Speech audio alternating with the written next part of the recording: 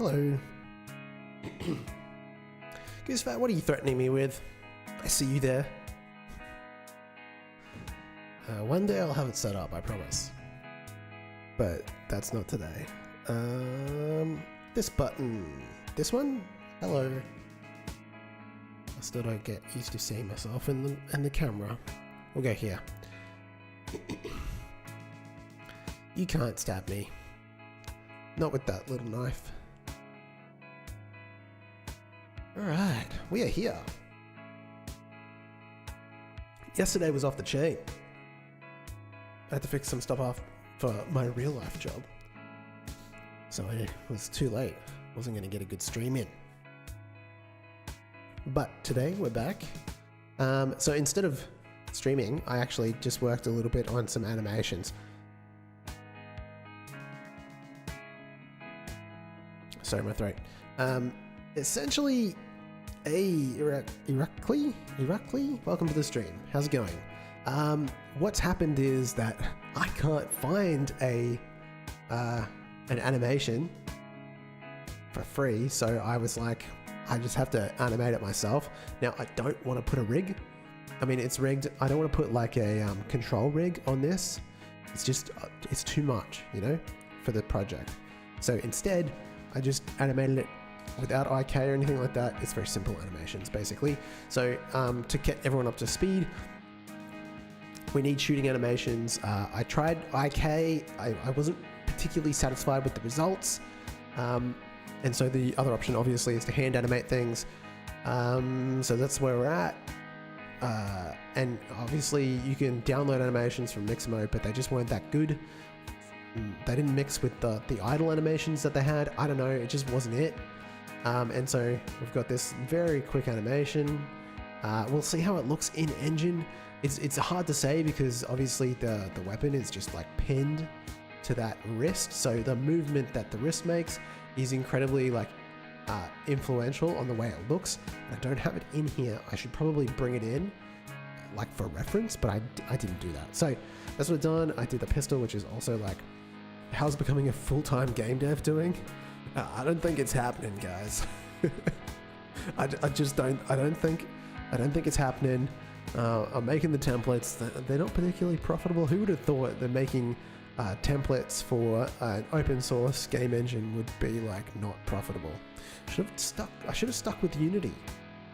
But I mean, I'm in it for the love of the game, so you know it is what it is. Anyway, so this is the pistol animation.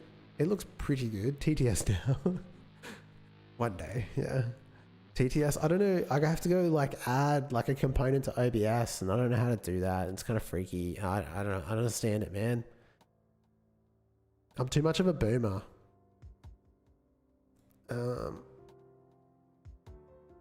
But I think I do need to do it, because it would make the stream a lot more fun, wouldn't it? I feel like Goose, you would just like write the most what is it? Like insane shit. I don't know. I got that feeling about you. And we stole the melee strike from Mixamo. Well, we didn't steal it. It's there for the taking. Which is good because I wouldn't want to animate this without IK. That would be really shitty. Okay, so I'm going to export this because I left that for the stream because that's so much fun. You know? Me exporting files. So let's get this into the project GLTF format, movement, model. Where are we at? Tutorials. No, this is the wrong folder. Model, git. This is it here. Okay, we'll export that. And it's broken. Okay, we're back, boys. All right, so that should import to this. Now, getting this in is pretty straightforward. We just have to like save the animations and apply them to the model that's already here. So pretty easy to do. We just go to test character GLB and go find those animations, which will be sprint through unequipped fire rifle. It's basically impossible to review, but this is set. This is like the old one. Wait, did I export to the wrong spot?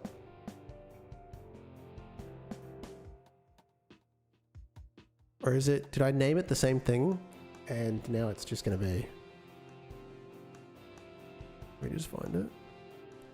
Rifle reload. Fire rifle. I did name it the same thing. What does this look like? No, this is the old shitty animation. I've got pistol shoot. Where is it?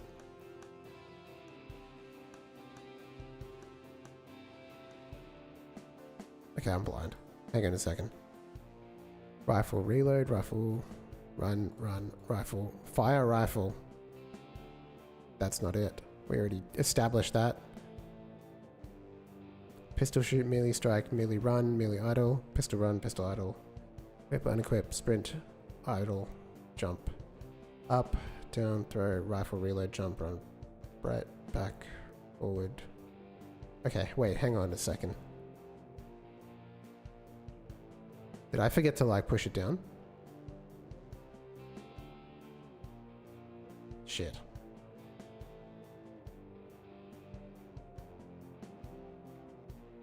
Hang on a second. Action 01?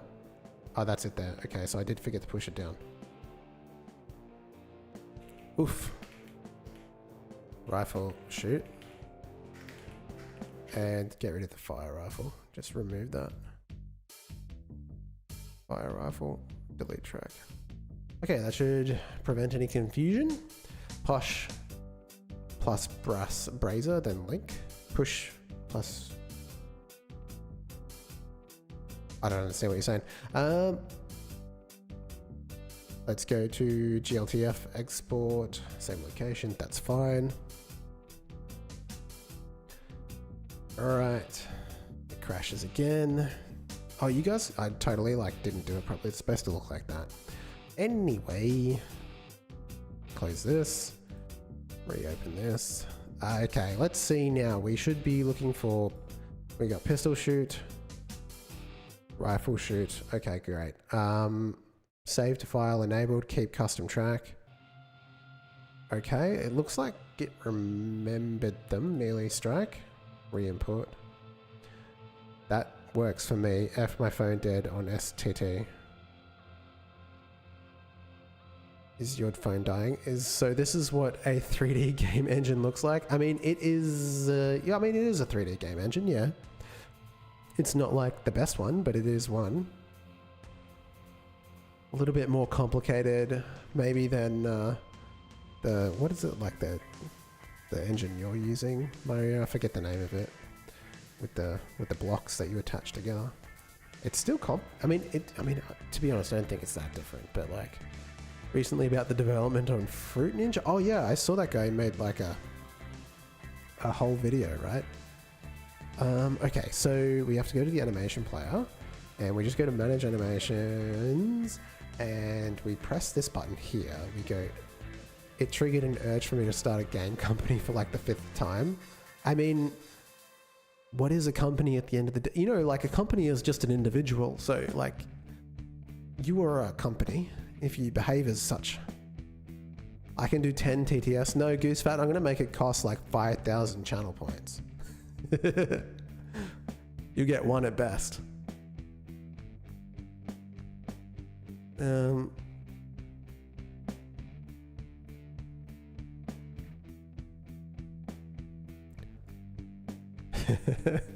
Model animations, and we want run, pistol, shoot.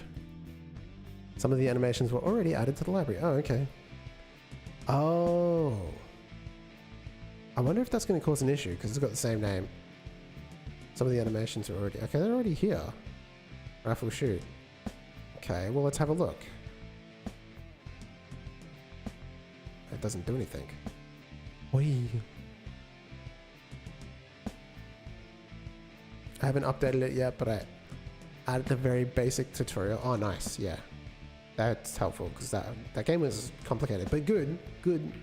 Like it helps, I guess, if people know. It not do nothing. Oh, that's because I'm in the animation tree. Dummy player, rifle. Let's go to pistol, shoot. I think that's the one that I made. Okay, so how does this compare to pistol idle? It's exactly the same, which is exactly what I wanted because I don't want the transition to change too much. What I said was no TTS by Wednesday, then 1 point. I mean, I make the rules here, Goosefat, not you. And who's to say that I'll ever get around to adding TTS to the stream? Okay, let's go rifle idle. Well, rifle idle is just idle, which is kind of confusing. Should change that.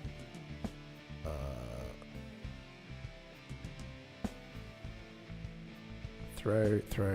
Where the hell? What the heck?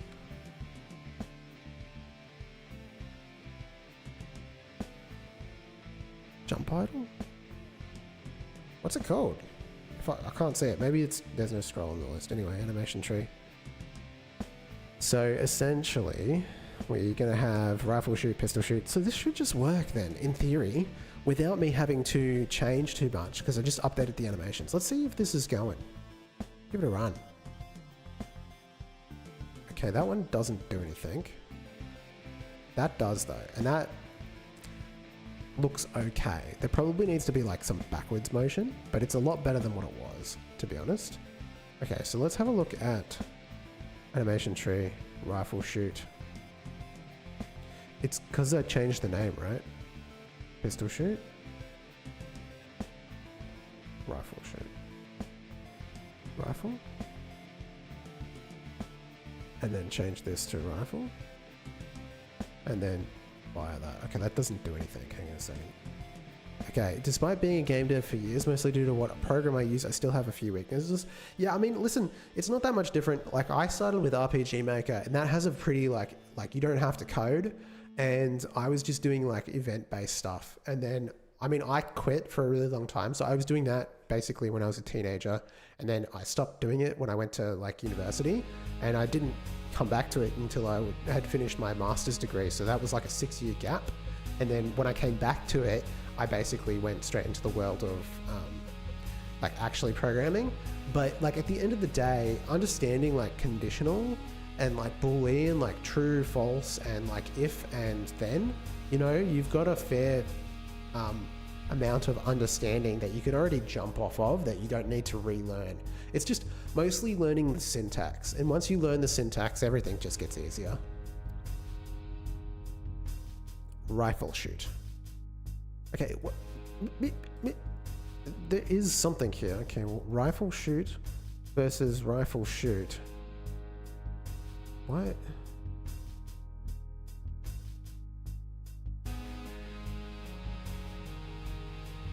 Okay. Is this just for the filters? Because I took out the hands. Right, okay, so fill selected children. The shoulders. Let's go from the shoulders down. I'm pretty sure. Oh, you know what? I even think. Oh, I think that's okay. Let's go with that. That's the filters with the problem. Okay. Pretty good. Now, what about the melee strike? And then if we change this to melee. Geez, it gets really upright when we do that. At school, I chose programming class, so hopefully I can get better prep. Yeah, there you go. I skipped all of that stuff when I was in high school, and it took a long time for me to catch up. Yeah, okay, so we're definitely going to need some more filters here. Let's bring in the spine. Still looks really weird, eh?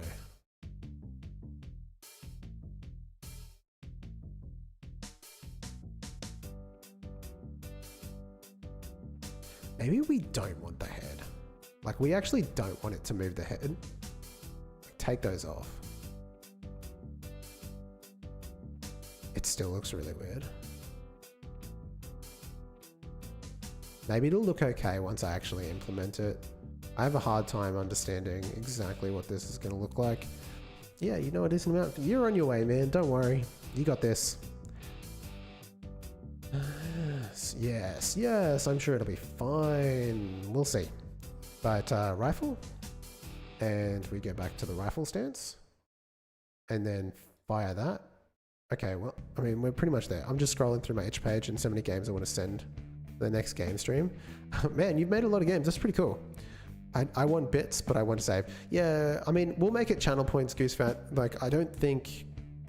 like for now, you know, with the state that the channel is in and the size, we don't need to be like, I don't want to like make you pay necessarily, especially since there's so few people. So I think channel points is okay, but oh yeah. Let's run this. I just actually have to do it. Okay, it ain't great.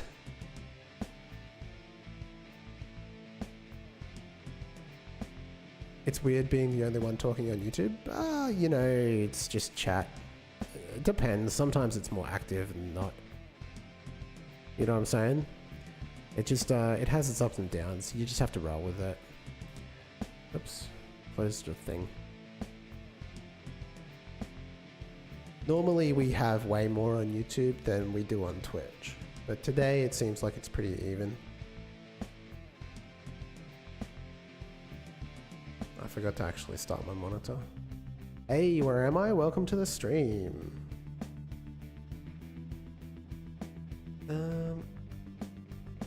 Where's Twitch? There it is. Normally I monitor the stream on Twitch just because I can tell when an ad is happening, I guess. Not that they happen at the same time for people, but I don't think, at least. I don't know, actually. Just roll with it. Alright, so the animation for rifle shoot is like, okay. Where'd it go? Weird, interesting. Yeah, I get what you're trying to say. Doesn't look good with the rapid fire. You know what I'm saying?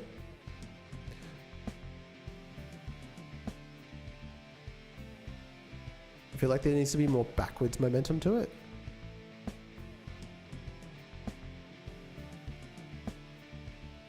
Alright, let's get back into Blender and tweak that just a little bit. It's not super important. I'm gonna have to do it again anyway. Okay, so let's go to rifle shoot. We can right click this and start editing a stashed action. And that's pretty cool because we can go into pose mode, we can start clicking things. And I'll be honest with you, I think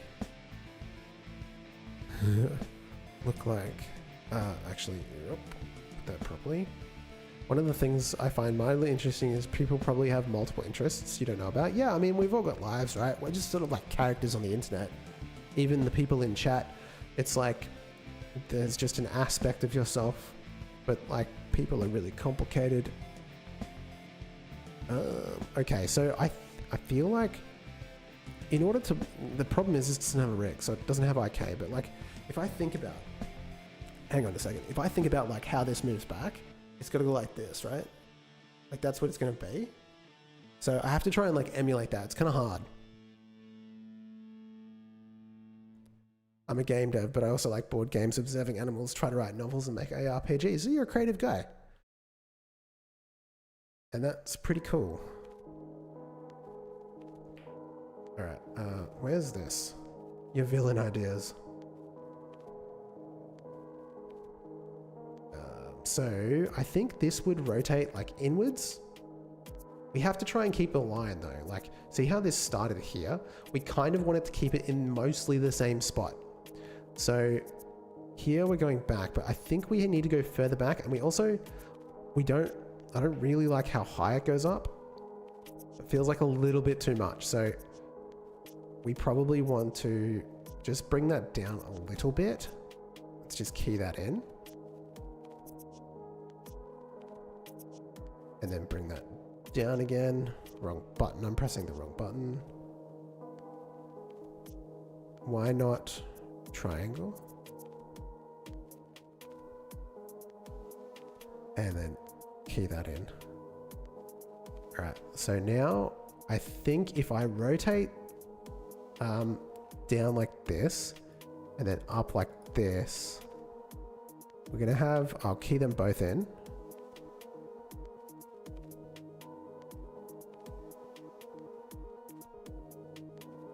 I think that looks better. Let's have a look from the top. Yeah.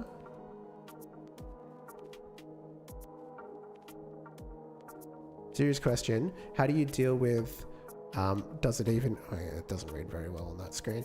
A serious question, how do you deal with, does it even matter? Is anyone going to use it? Is it ever going to be material beneficial to me? Psychological question is setbacks. I mean, I'll be honest with you, like I struggled with that a lot. So before I was making games, I was writing a lot of music, and it actually started to get me really down. And like I ended up writing an entire album, and the entire theme of it was just existence.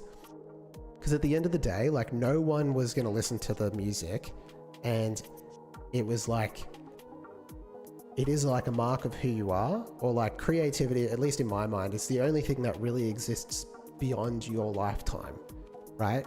But if you're not in the top 0.001% of creative people, then that isn't even enough, which is crazy to think about. Like a lot of people say like family is the thing that like makes you exist beyond your own death.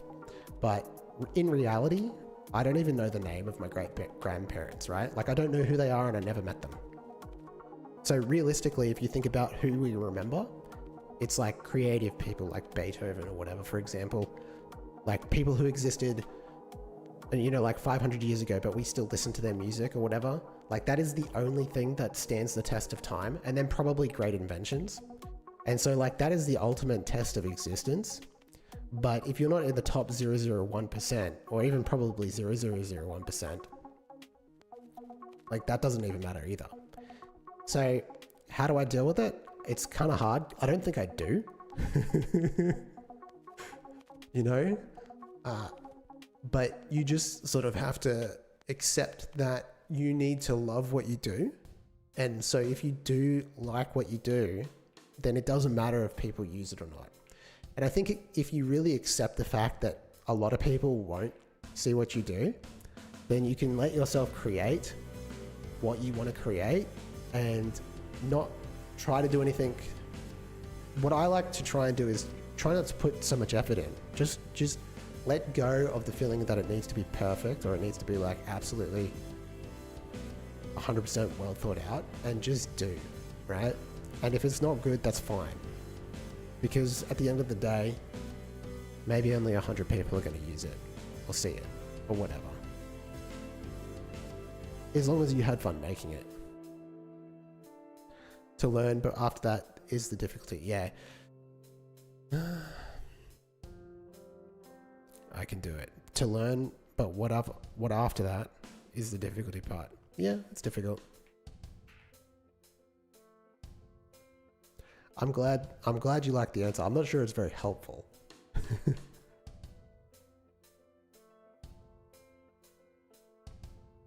Don't do it for the people, do it for you. Yeah, exactly. You have to do it for the love of the game.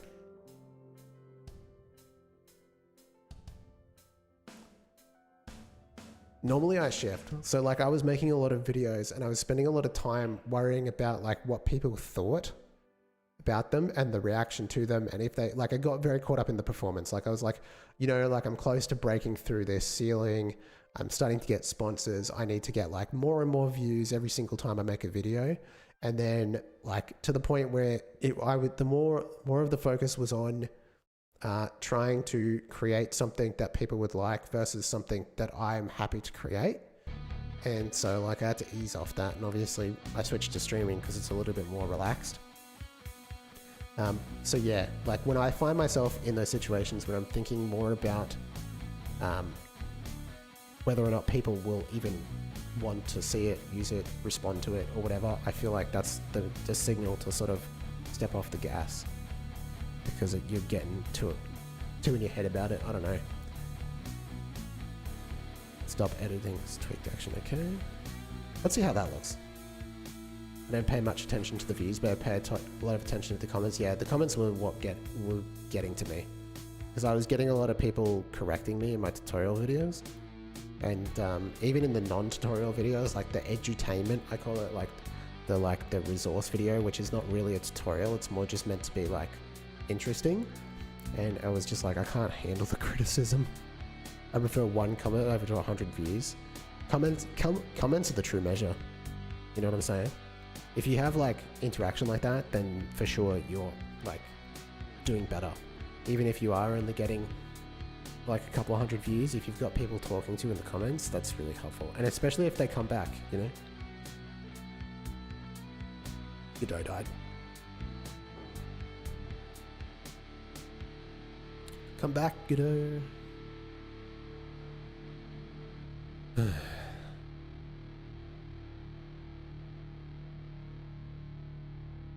But yeah, it's you always have to be like, oh, there it goes.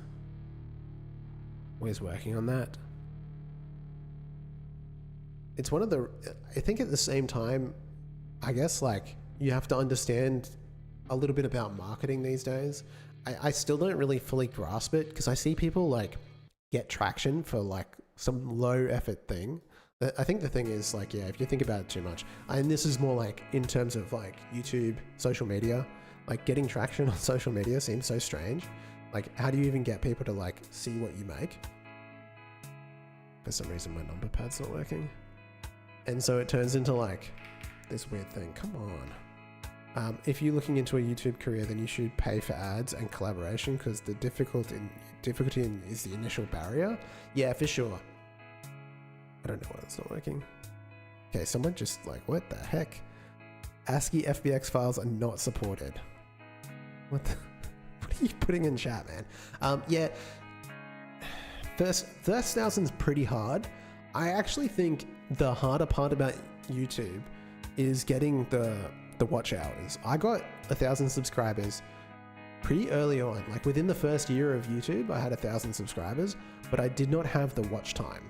So like, I don't know, people weren't watching the videos, but they were subscribing to me for some reason. I actually don't understand how that works, but like getting people to actually stick around and keep watching your videos is so freaking hard, man. It's actually crazy. So yeah, eventually like you just have to keep, I think the thing is, it goes back to what I was saying before. It's like, you probably need to like relax a little bit and like get out of your head and just make things for the fun of making them. And if you do that consistently enough, then eventually you break through. And it feels a lot less effort. You know what I'm saying? When you do it that way. I think because I've named the animation the same, it should just work, right?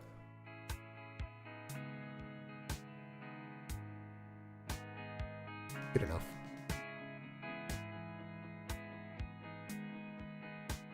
We'll call it a day on that. So we got the animation. Let's try to make a melee weapon, right? Because we've got a pistol. Probably a little bit too much on that too. It doesn't have to be perfect. It's just for a video.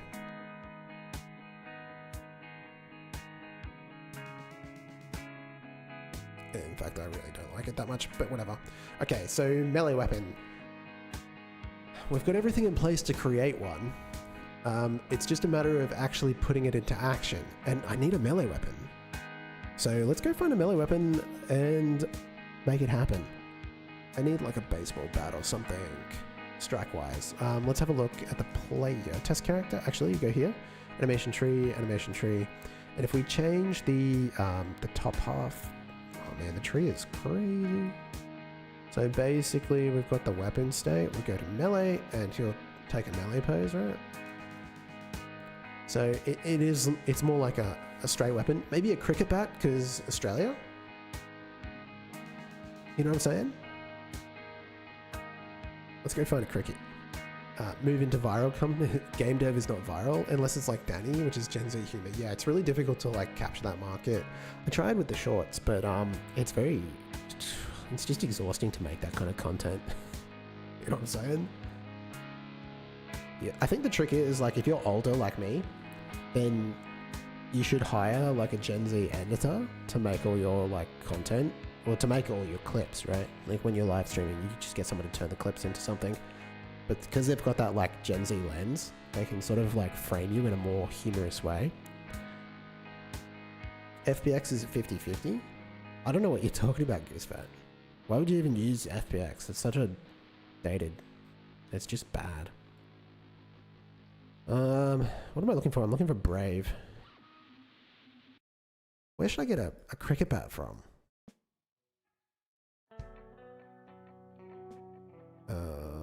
Not from me. Itch.io.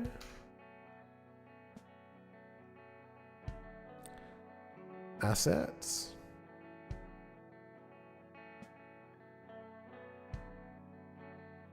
cricket. Okay, we got crickets in the house, but not actual. You use them for Unity? Well, I mean, there's your first mistake. That is not what I wanted to tag. Let's just go weapon then, I guess. 3D. I did just remove my other tag, weapon. Okay, here we go. Low poly free weapon pack, I suppose. Hey, look, it's me. I didn't realize I was so far up the page. That's pretty cool, eh? Weapons in 3D. Okay. Not bad, not bad. Stylized fantasy weapons. For some reason, I really wanted like a baseball bat or a cricket bat, but I guess I'm going to go with it. I mean, sci-fi because it's like blaster kit, right? So let's just have a look and see what we can find. We've got knives, we've got axes, swords. A lot of swords, a lot of medieval stuff. That one's there. Oh, ooh, I like that baseball bat. Give me that. Give me that good stuff. Where is it?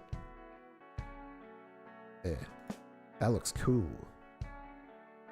You have to be an actor comic, but you also have to have a pet. You will feel fake, but I guess it's okay for most YouTubers to be fake for the sake of views. I think it's more like an exaggerated version of your own self.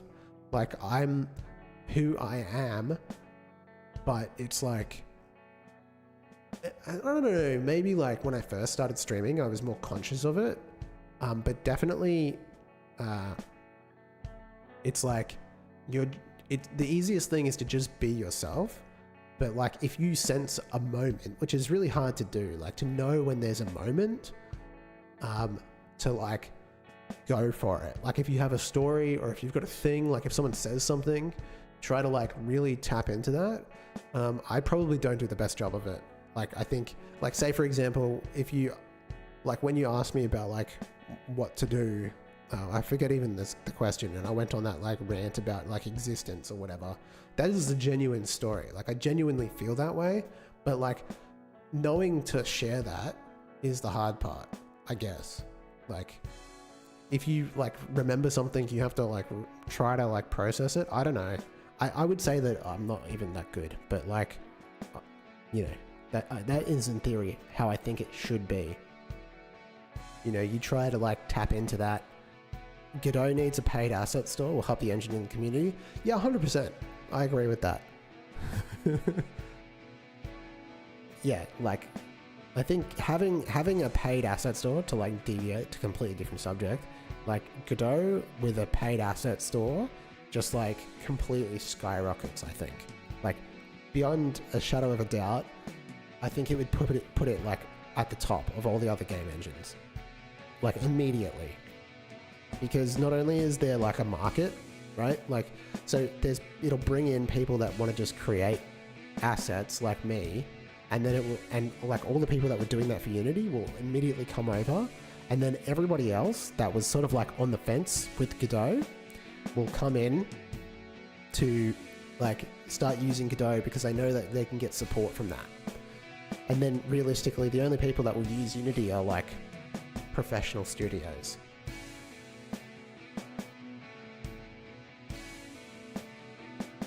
So yeah, I think it's a really, really important aspect of the engine that needs to be implemented. I don't know when they'll get there. It's been, I mean, they've been talking about it since I started. I started using the engine in 2020, and they were talking about it then, and they're still talking about it now. You know, I can't find what's it called? Get out of here. Get back one more. Get forward one. Oh my god.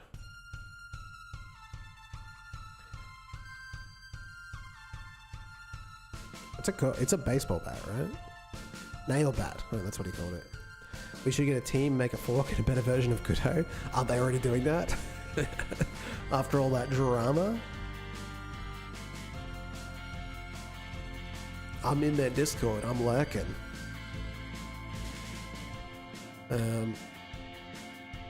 What are they calling it? Redo? I don't think it'll go anywhere. But we'll see. I'll see. Games to play. No, what am I? I'm a little bit lost in my folders here. I want to go to documents. I want to go to Godot. This is me in my head all the time whenever I'm trying to navigate to a folder, especially like when I'm working or whatever. I have to like sound it out. I'm like Godot, and then I need to go to GitHub repos, and then I want to find the third-person shooter, and then and so on and so forth. Otherwise, like I'll just space out looking at all these folders. I can't make it. Models. Paste that in there. All right. This is an FBX actually. After I trashed them.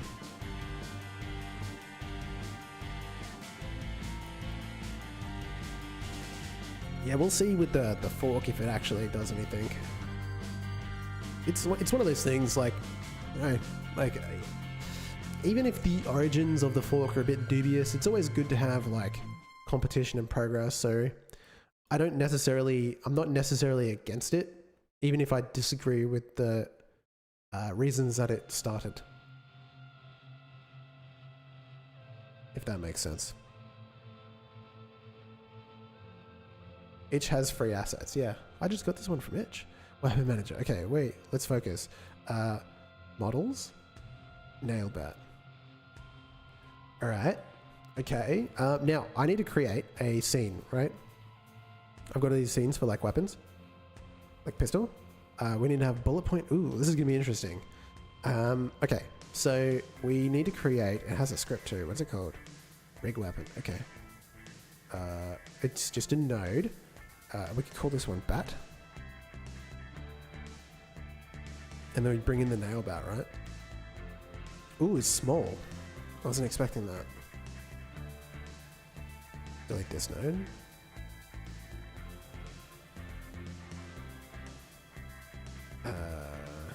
Transform. Material. It doesn't have a material. That's what I'm looking for. I guess I have to make it unique so I can get to the material. No, I could have just actually Control Z that. I could just go to the material override and create a new material. And it's just, I just have to bring in all that stuff. New standard material 3D. And then, so for the albedo, we've obviously got color. Pretty straightforward. Height. So that's not something, I don't even know if that's supported. Enable the normal. Right. Are you going to participate in a jam soon? I just finished one about a week ago, so I'll probably work on this for a couple more weeks and then we'll see, you know? Let's just dial that down a bit. Roughness.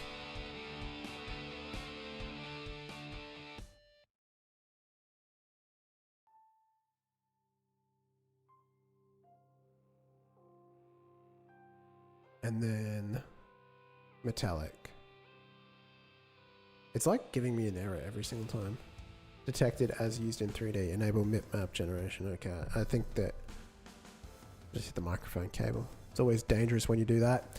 Okay, so the only thing we don't have is height. Now I don't think that's something we even use here. Shadows transform, grow. Anyway, so wait, it's giving me some kind of import error. These preset texture 2D. I guess I'm supposed to use it as texture 3D.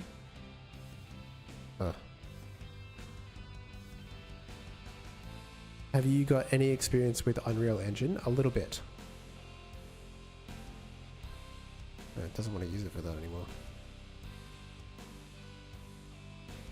Yeah, so I did a little bit of Unreal Engine before I moved over to Godot. Not a lot, just enough to sort of like get familiar with the engine.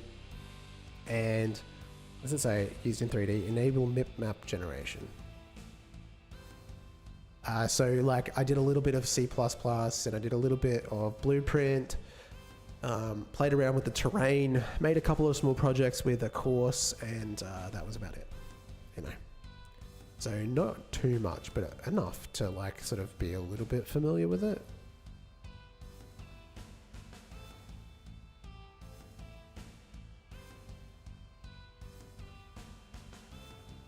Okay, well, I'll say that's good enough. Let's not worry about too much. Weapons, models, for character model, scenes, bad. And we'll save that. Now, it does need to get a script with it, doesn't it? After all the crap over the last few days with Godot, I'm considering switching. Why, though? Like, what about the engine has materially changed? Like, tell me that, because I don't understand all this hubbub about, like, a Twitter post. Like, the engine is still the engine. Like, the overall tool is still the tool that we can use. Nothing about this has changed, and nothing about what happened on Twitter, like, is going to matter in regards to the engine and its direction. So, like, why should you change? You know, like, I just don't get it.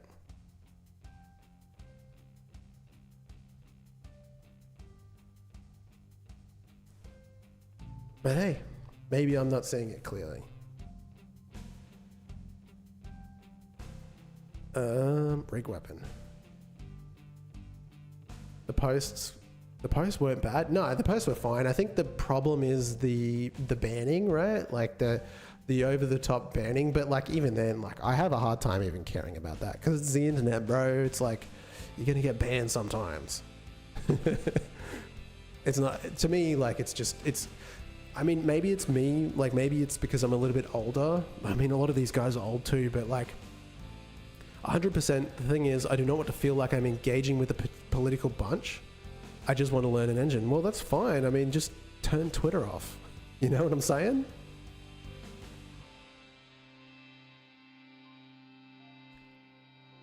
Where was I with the GMTK jam? I can't even say that. GMTK jam? I didn't participate. 48-hour jams are a little bit too short for me to do. I don't get enough time. And so, like, it's hard for me to sit down and just dedicate that much time. So, I don't, essentially. I think he made it a little bit longer this time, though, didn't he? Anyway, the point is, I need about a week. Otherwise, I won't do it. So, we need a left-hand target and a bullet point. So, let's add a marker 3D. So, yeah, where I'm at with this engine drama is that I don't really care. Low quality game where you just yeet different objects. That's pretty cool. That sounds like fun, man. And if it's so political, then why do you care too? Like, the thing is, like, if you... here we go. All right, the backlash isn't from the Godot community. It's from edgy alt-right gamers and all engines are woke because most creative people are liberal. Somehow it had a game-breaking bug where it let me get 20k points. I mean, sometimes you have a bug. Yeah, like, if your concern is that you don't want to be political and just do game jet, like just make games, then like just make games. Like it's not even, why are you even thinking about it? I really wish my numpad would work. Numlock? Hey, there it goes. I was pressing the wrong button. And also like, yeah, I just don't like, you're not, what did you say? You're like, 100%, do not feel like you're engaging with a political bunch. Yeah. I mean, because here's the thing, like how often do you engage with the Godot community management team? Do you engage with people directly from the Godot foundation, right? Like majority of the time you're engaging with other creators in either like places like this, Discord or anything like that, where you're going to find like a diversity of different kinds of beliefs. We're obviously seeing that, like it's split the community down there. So like, I don't think by like saying that you are participating in Godot that you're going to find a lot of people that are like sort of left-leaning, woke, you know what I'm saying? Like you're going to find a lot of different kinds of people, and that's being proven by the fact that a lot of people were upset by that post. I don't know. I'm not deterred by it. Like it's not going to make me switch, that's for sure. That would be ridiculous, in my opinion. Okay, so what's the difference between a marker 3D and a node 3D? Well, nothing. Realistically, they're pretty much the same thing, except the marker has these little thingies in space, so you can see them. You can see them in the scene. You know what I'm saying? So if I like click this off, it's still there. But if this was a node, change type, right? Like, where's that button? Change type? Node. Yeah, see, look, yeah, exactly. It's like the majority of people don't know. I wouldn't even know if it wasn't for Facebook. Like it bled over into Facebook. I don't really go on Twitter, but I am in the Godot official Facebook group. And then there was people making posts. There was a guy that was like, is this going to affect the launch of my game? I was like, come on, bro. No one, I mean, no one cares. No, it's just not that important. So yeah, so that is, yeah, basically it's good if you need it to like see a space in 3D. So if I change this back to a marker 3D, so you can see it, right? And so what this is for me is the left-hand target. So, all right, see you later, Mario Man 98. It's nice having you around, I appreciate it. So what this is for me is the point where the left hand of the rig is gonna sit, because that's using IK. Right, so if I put this here, that's where the left hand will go. And I can demonstrate that for you in a moment. And as far as the right hand is concerned, it's just the 0 point of the model. So like if I want the right hand to sit pretty low, which I do, I think I'm gonna bring this right up. And then this, it's gonna need to sit a little bit higher. So I'll bring it up. I still think it needs to be on the 0. So we'll do that. All right. And the bullet point is a little bit more complicated. We might need to do something different with that. Anyway, let's bring this in and display it, and we'll go from there. So, okay, we're in that state now. If I go to the right hand attachment, we've got the bat, and we can attach that here. Now it's going to get scaled down because I've got issues with scale that I have yet to fix. So I need to make this 100 scale. Scale 100. Let's save that. Go back to the player. Okay, so now we can see that it's sitting in, well, it's not quite sitting in his hand. We will need to move the bat back, I would say. So basically the attachment, it's sitting really far forward. I don't want to change the transforms of that because it's set up to work with so if I reset all that, I mean, maybe I do make that 0 and then just put the transforms on the bat. Is that better? I'm going to have to change it for all of them, but...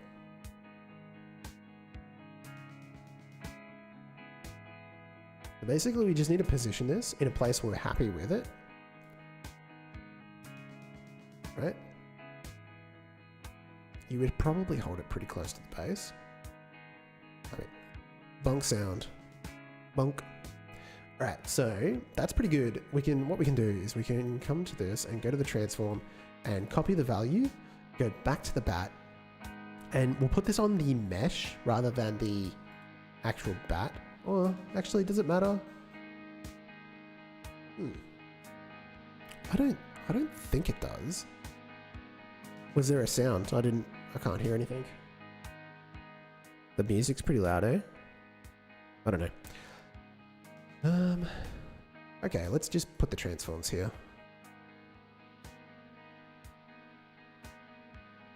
And then we go back to the test character and we'll take the rotation.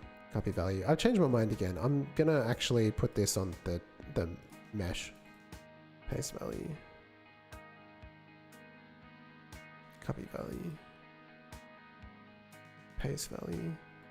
And then reset that. So this is 0, 0. It just looks like this now. But it's just how it needs to be for this. And then we can come to this and we can just reset all of this stuff. And now it's sitting good. When bat used, then bonk. That is correct. Absolutely, we are going to be bonking some people. Right, so I guess this animation is left-handed, right? Because he's holding it like... Wait, how do you hold a bat? I've never... Is a baseball bat like... Is it right then left? Is it... Yeah, okay, that definitely feels much more natural. Okay, I stuffed up then. So this needs to be... Let's go back to this side. Rotate it around 180 degrees.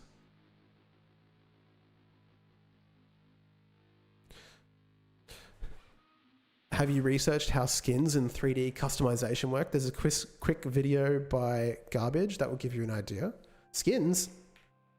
Wait, is this related to skins? Which one's that?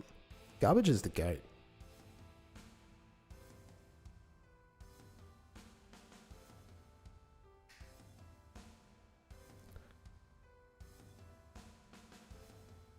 man. It would be really old though, because she hasn't made videos in a very long time.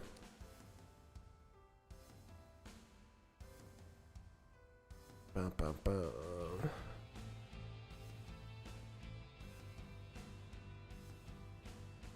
Man, really old.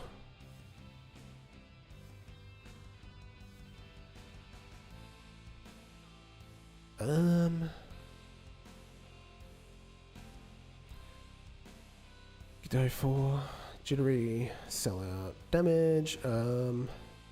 I still aim down sights. How do you get like 136,000 views on a Godot video? It's crazy. I actually don't know what I'm looking for, so if you can help me out, where am I? Baked light maps, skins.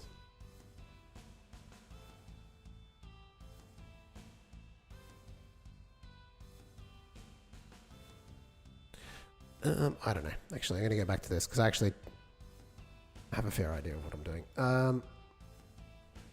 How it's called how character. All right, so we'll go.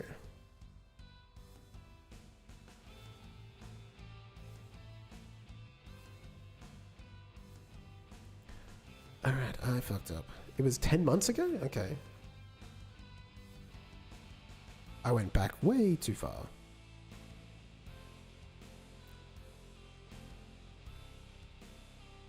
How character customization works in video games. Okay, let's give it a watch. We'll check it out.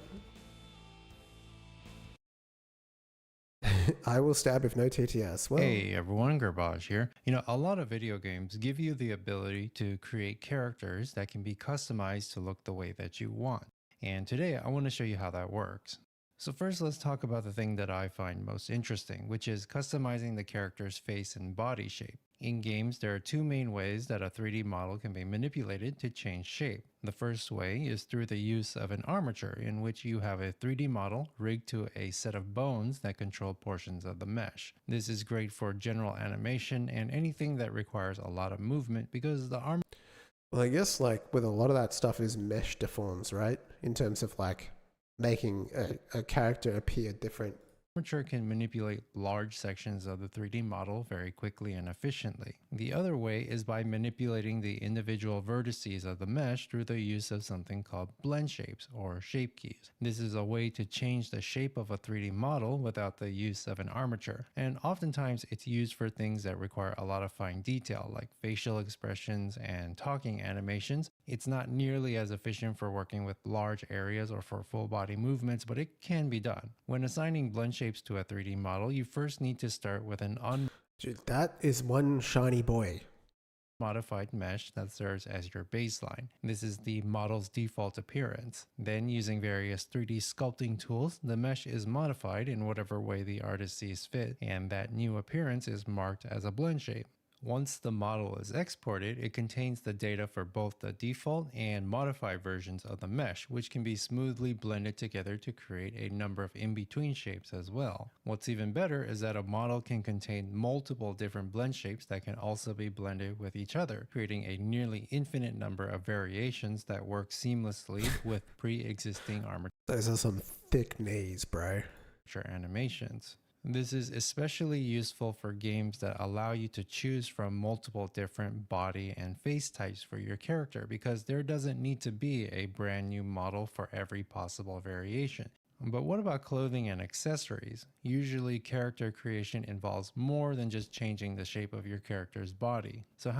So I don't know what he's going to say, but at least what I do is what I'm doing here is like literally I've got a bone attachment in Godot. So you can have a bone attachment, right? And that can be linked to the hand. And so like I just have a specific scene that I can import depending on what it is. I don't know what he's going to say. It's probably going to be like, it's got to be something like that. I don't know. How does that work? Well, it depends. For small accessories and clothing items like hats and certain types of jewelry, usually it's enough to just attach them to anchor points on the Yeah, he's using the exact same thing in bone attachment. Character's armature because they're small and they won't interfere too much with the rest of the model. Which is like fine for like, yeah, a hat and like a weapon. as That's it moves what you around. should use. Changing things like the character's skin color and the color of their clothes is also very easy and can be done with some simple shaders or by loading in a Well, yes, I guess so, yeah. different texture. But things get a little more complicated when it comes to clothes that have to move and conform to the character's body while animated. It can be difficult to add clothing to models without a bunch of clipping issues and other visual glitches. There are a lot of techniques to mitigate this, and so maybe that's something that we can explore further in a future video. But yeah, let me know. If you have a delay, here, this is a live Learn the JS framework. This is live, but I'm going to mute it. So if you have a delay on YouTube, someone's live, there's a button here. So you can press it to skip ahead to the end. I don't know if you're actually behind or you have like some other kind of delay. You can press this button here. Okay, let's get back to work. So I stuffed up. So now I have to reset all these transforms because I decided I want to change it, which is, I guess, that's just how it is. Let's get this all back together. Yep. Now, we decided that this actually sits further up, didn't we? That looks pretty good. We'll roll with that. Whoa. Just a little bit forward. Perfect. Let's copy that. Copy those values. Where's the music going? It's quiet. Too quiet for my ears. And we get back to this. We can assign those position, paste value. I wonder, am I missing something here? Because like, the right hand attachment, is there like a button I need to press? Where, override pose maybe? Oh no, it's just, now it's just like stationary. No, we don't want that. External skeleton, rotational edit mode, visibility. Because like, at this at 0, 0, and then this doesn't take the position, which is kind of weird, man. It's like, I don't want to reset it, but like realistically, like you would expect, anyway, I don't know. I feel like this is kind of a bit odd that I have to do this, but whatever, I guess.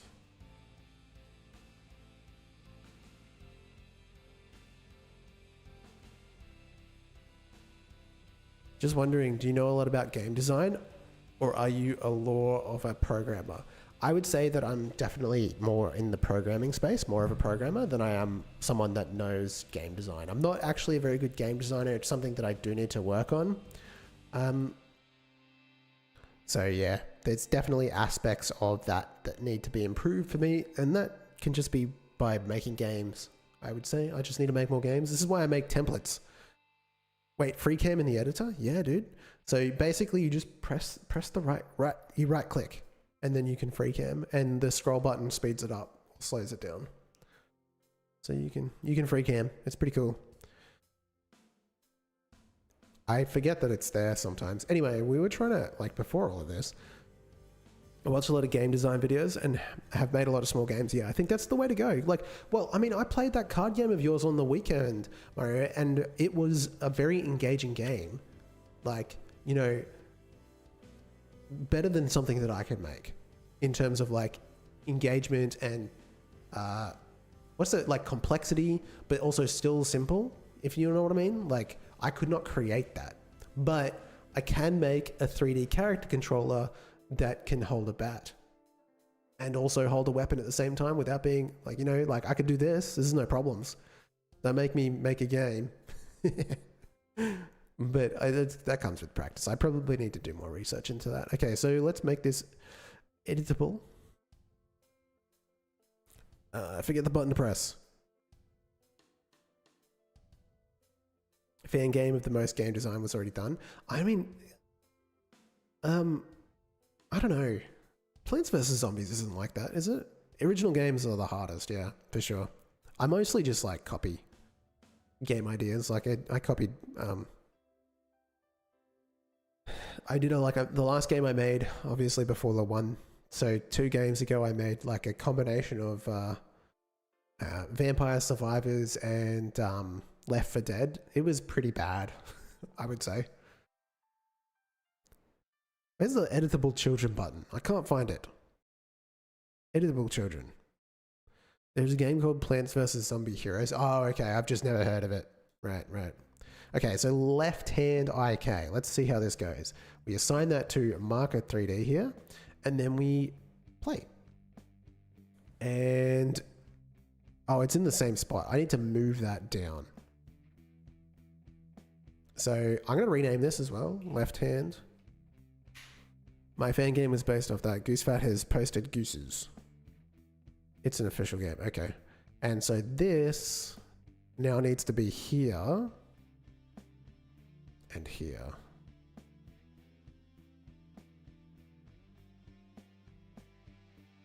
Okay, let's save that. Still not quite right. Let's manipulate this in this scene. Left hand IK, play IK, okay.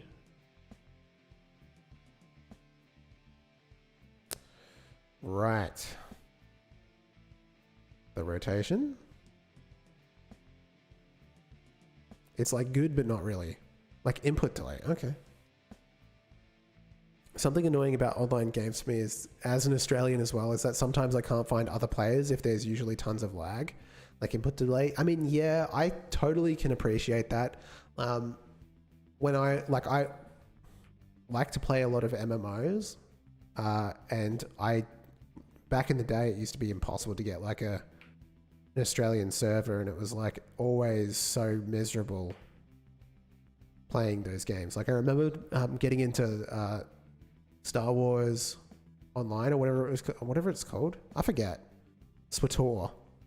And it only had American servers at the start, and it was so miserable trying to play PvP, I should say, on that game.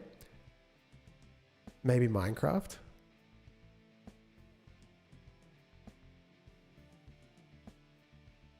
Okay, that looks pretty good.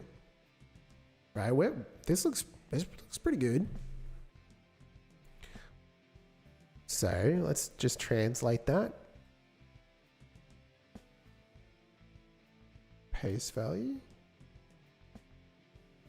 And then go back to test character and go to rotation, copy the value. Pace value. Save. Test character. We go back to the transforms. Let's just reset this. And go to the left-hand IK. Okay. Looks good. All right.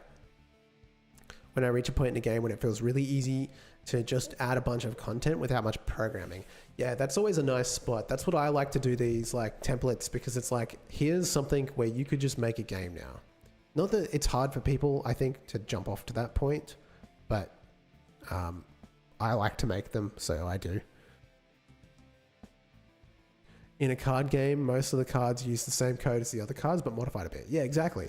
So you create like a template for what a card is, and then realistically, you're just like adding attributes to it so it behaves a certain kind of way, right? So like, I can see how that would be fun to make that and then be able to create like a lot of different variation based off that. All right, let's see what the animation looks like. We got idle. We want to go down to fire animation. Yes, we're in melee. We change this to melee, and then we fire animation. All right. It's an animation. You know what I'm saying? Like, it's a kind of animation that loosely represents someone swinging a bat. What does this look like if I fully filter this out? Hang on a second, let me think for a second. I think it's always going to be filtered because there's this blend. I mean, he kind of looks like he's just setting up to bat. It's pretty funny. That's the rifle. Whoa, okay, mate. All right, mate. Chill out. Okay. All right. So the animation looks pretty good. I mean, maybe pretty good's not the right word for it. The animation looks like an animation. Me and my friends have an interesting idea. Both of us aren't good enough to make it. I mean, that's half of the challenge, right? So like a big part of the challenge is someone who is a small game developer that doesn't have like a company or anything like that. You're just on your own. Maybe you don't have the money. Maybe you don't have like the experience. Maybe you're younger. You just have to focus on trying to make small things, if that makes sense. And build up from there. So you get more and more experience as time goes on, start making smaller things. You can still make money with a small game, right? Like there's plenty of simple games that are like repeatable in nature that people will play over and over again. So, you know, I think it's a good way to start rather than trying to put in like a lot of ideas. Like I have a lot of ideas, but like I can't make that, right? Like I just need to make, like I just make templates. That's what I do. Because I can't make the games I want to make, or like I'm not interested in making a small game. I should probably try. But yeah, a large part of that is that. Okay. So we have everything we need. Now, the question is, how do we handle the firing of the weapon? Because right now, everything is built on shooting something. We shoot, right? And also we have to like redo. So I should remove this, right? Delete this node. We have to redo the pistol and the rifle because they're not going to sit properly because I changed how this works. So I need to go and I need to like work out these transforms and then translate them. So let me just rotate all of these around so that it sits properly in the hand. In the future, I can imagine myself making small mobile games that either cost like $1 or occasional ads. I think probably, I mean, that's fine. People do make money off mobile games, but like, it's probably a lot harder than making something that's engaging on Steam. And yeah, like something that even if it's small is still engaging and putting it on Steam. Oh, give me a second. I need to go to animation tree. Let's go to pistol, idle. There we go. And let's make this editable. And for the left hand, left hand IK. Assign that there. Yeah, not exclusively. I mean, the first game I made was a mobile game. It's not bad. It's just the income that you can make is very small. You know what I'm saying? Okay, let's twist it as heck. I think the earning potential is higher on Steam, even if it is a small game. Because you get paid so little from advertising, it's not even funny. It like barely makes it worth it. Unless you're making like a massive amount of profit.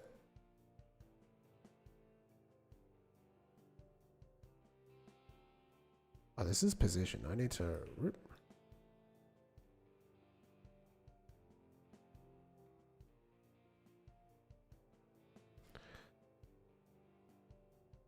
Okay, let's take this. I'll go to the pistol. Paste value. Get the rotation, copy value. Paste value.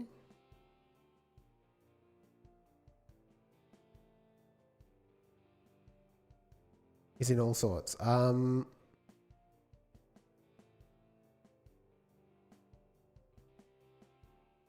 Pistol idle. Make sure they were happy with this. I think I'm going to find that I don't like this, but we'll see. We had the rotations all set. Okay, transforms. Did I put them on the... Okay, yeah, copy. I want to put them...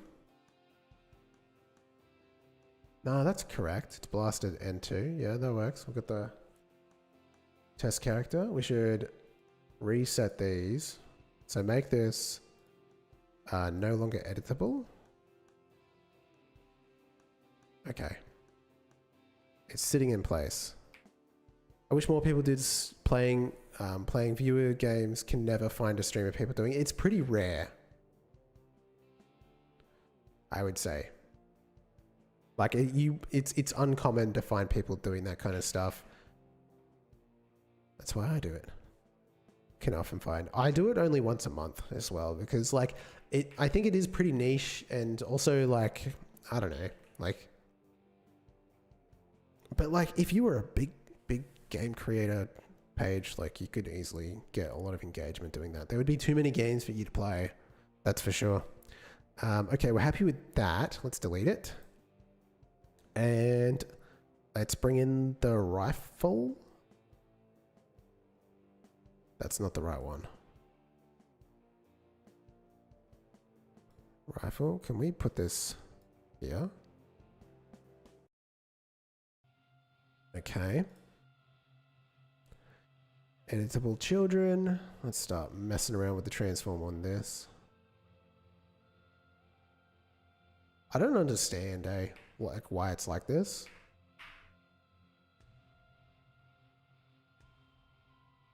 Oh, all the bullet points are going to be messed up too. I just realized that. So annoying. Oh well, it's the price I pay for trying to change things late in the game. Shouldn't have done that. This animation is wrong. That's better. Going for the wrong position.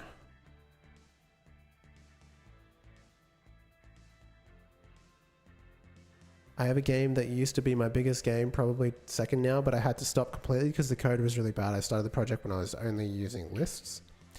Yeah, it's a bit like that. As you learn, that's probably another argument for like doing smaller projects, right? Because as you learn and improve as a game developer, you're going to want to do things differently, right? So you can never really be making a really massive project. Otherwise, you're always going to be refactoring it. Not that there's anything wrong with that. Like if you want to make a big project, that's fine. Go ahead. But like, I think if there was an argument for not making a large project, then that would be it. Okay, the left-hand point.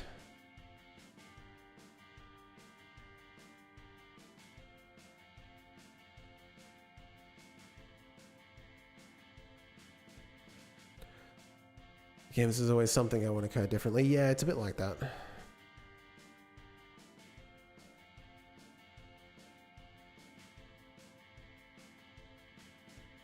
Why isn't this not working?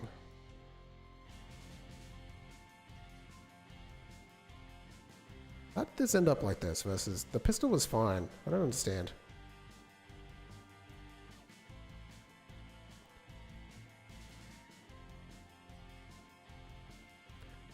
Mysteries of animation. How does that look? Good enough? We'll go with that. Alright, let's translate this information. My current and biggest most... Well, so lonely over here. Oh, are you the only one? Oh, there's other people. You got people there. They're just not chatting. They're just quiet people. Alright, let's translate this information. Copy value. Rifle. First of all, transform. Pace value. There was no transform on this. That's actually insane. How is that possible? Oh, you know what? The original transform was based on that. Right. And then I had to like start offsetting it because it was like crazy. Copy value, rotation. Pace value. And it's like completely different. I wonder why that is. I still haven't worked it out.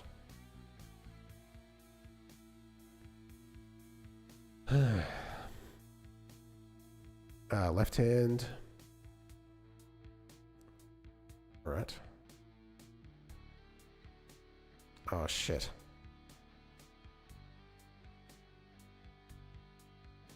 So annoying.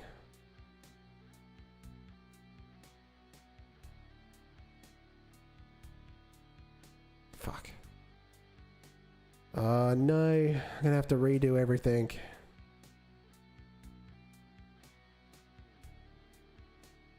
I suppose it's not too bad. I feel like I kind of mentioned every game design related topic I think of. Yeah, it is what it is. Oh, why do I keep spelling it? I mean, I have a really common spelling mistake where if I like, notepad, like at the end of an email, you always write thank you, right? So I'll write like this, like TJ instead, because I'm trying to go really fast. So it's all like TJML instead of thanks. So like I meant to write this, but instead I'll hit every key wrong. So it'll be TJ like A instead of like, and then it'll be M and like that channel every single time. Certain words seem to, yeah, I always misspell that word, mostly because I'm trying to go quick, right? But like, like kinda is kidna. It's how I have my internet name is entirely based on me pronouncing something incorrect because I read it wrong. You know what I'm saying? Okay, that might be in the right place. Let's have a look. Okay, right. Okay, so we're good. Now the bullet point is completely messed up. So we can fix that here. Wait, hang on a second. We have to go back. This left-hand point is like in the right location, copy value, but it's not in here. Paste value.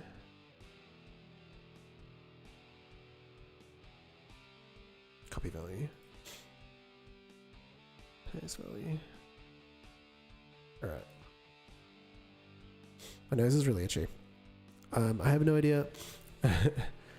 I have no idea because I'm probably the top 100 most advanced people at Scratch, specifically. That's actually insane that you say that. I coded my smooth animation engine with keyframes and stuff. That's... You should make content on that. Do people like need to learn how to use Scratch? You should monetize that knowledge, bro. You gotta take advantage of that stuff. Editable children. Alright, let's have a look. Sits right. Hey Vishal, welcome to the stream. How are you? Okay, looks good.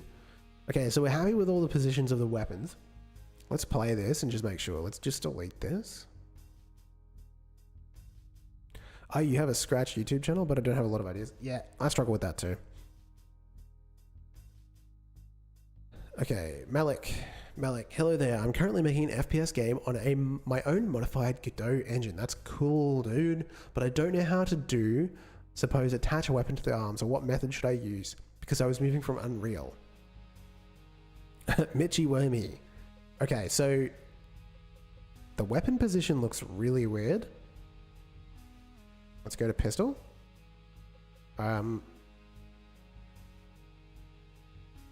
Okay.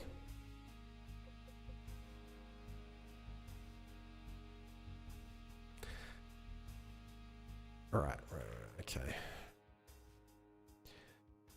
Alright. Dude, I don't know what happened there. Most popular Scratch videos are how to get hundreds of followers quickly, easy and free. Okay, that's weird. Okay, so Malik, to answer your question, the thing to use is a bone attachment. That's what I'm using here to get these weapons, which are just scenes to attach to the rig. But the thing that I'm struggling with a little bit, because these are kind of new to me as well, is that like I have to like put a rotation on these weapons so that they appear correctly, although they didn't when I loaded in before. But so in order for me to like attach these to the arm, I need to like actually put the attachment in this attachment, right? Like, okay, so that's like not positioned correctly.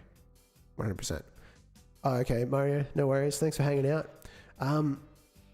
So like it needs to be rotated like this in order for it to show up properly. Although this isn't even right. So like, let's get in and fix that. Like why? It's weird. It shouldn't be like that. It should just like perfectly fit there. But I guess it's just got something to do with the bone rotation. I don't know. Like, honestly. It shouldn't be this complicated. Like I should just be able to bring a mesh in, and if it's zeroed out, it should just look exactly how it looks, and then just take the rotation. But like it doesn't for some reason, and there's no setting in here to say like don't take the rotation of the thing. You can just say like override pose, which will override the bone pose of the bone it's attached to. The bone attachment 3D can change the pose of the bone when set to false. So like basically if I set this as false, it now like I can move the arm however I want, which is kind of cool. It's kind of like IK, but it's not really what we're looking for because we want it to follow the animation.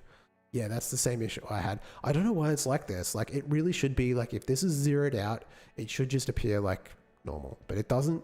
And I'm just sort of like dealing with that by like rotating it to make sense. But it depends. If you had a more complicated model than mine, that might not work, you know? Like, I can get away with it because of what I am doing, but you know, it could be more complicated, and then that would lead to issues.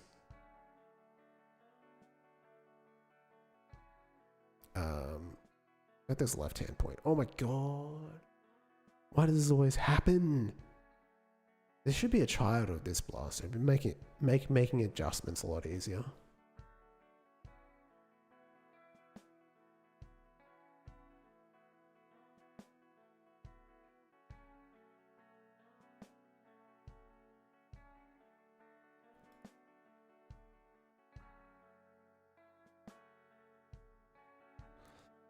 Yeah, hard to get a one-for-one from the 3D modeling software. Yeah, well, I've got issues because I brought this over from an FBX, and so the scaling's all messed up, and it's like you're sort of just dealing with it, but like it could be better, to be honest.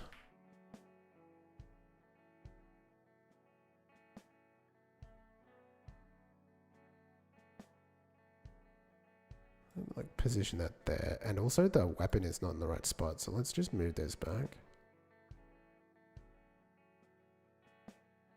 Like realistically, it should probably sit a little bit further in. I guess the only advantage I have is because I have a fixed camera perspective, it's kind of easy for me to fudge it.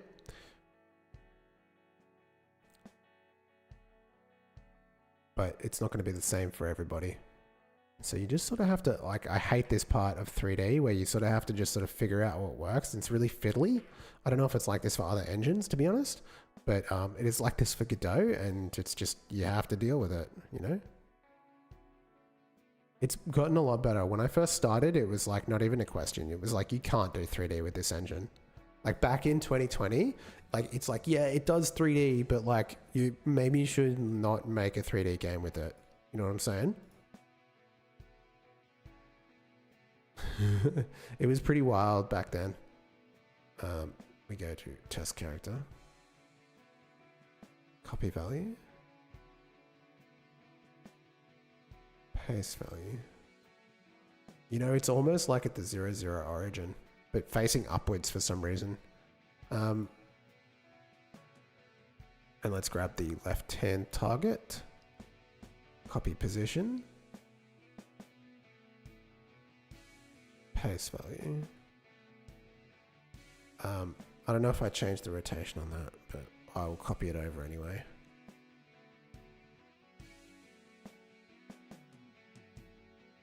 Paste value. Okay, it's a little bit different. And the bullet point needs to be adjusted because it's like way off now.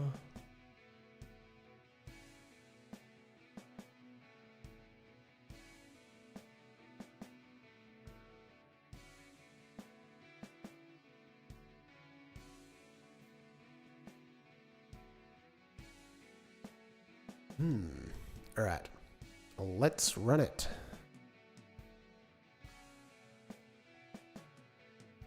Not too bad. I'm really not a fan of the animation. I mean, we get a 1-to-1 ratio with animation plus gun placement from the 3D software. I already tried to import the .blend file with the camera attached to the head and make it local, but it just had issues. Yeah, it's not great.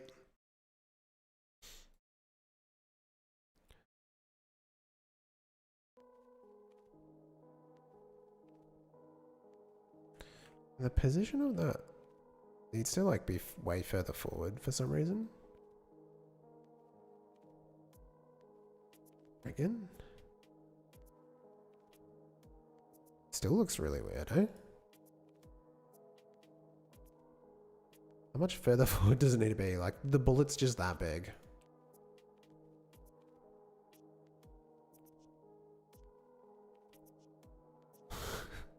You know what it is? It doesn't seem to move. It's not top level, but it really feels like it doesn't really move with the weapon. I don't know. I guess it's not really worth thinking about. This is just a template at the end of the day. Like, why? Also, just saying, but I think it's a little bit off rotation.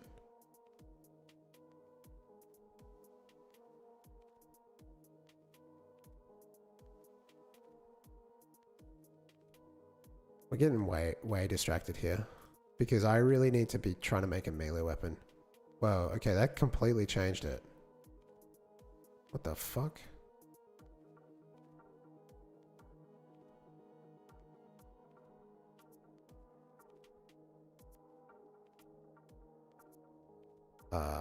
Editable children?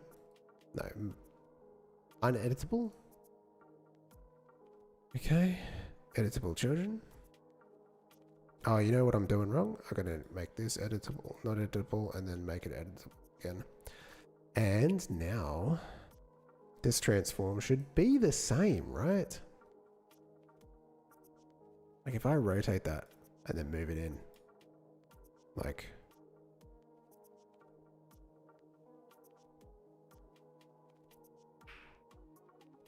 Looks ridiculous from that angle.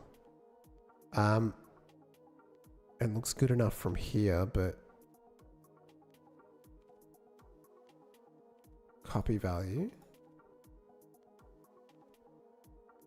paste value. Okay, that's better. Copy value, paste value. So there we go. Okay, I feel like the angle's a bit better now. All right. I love that animation. I'm being sarcastic. I really hate that animation. But it's the best I can do with the time I have. All right. Pistol did not work. Okay, let's get back to that and try to fix that up. Delete the rifle from the attachment. And add the pistol. Yeah, it's completely cooked, mate. All right. Let's fix that. I guess it never saved. I don't know, actually.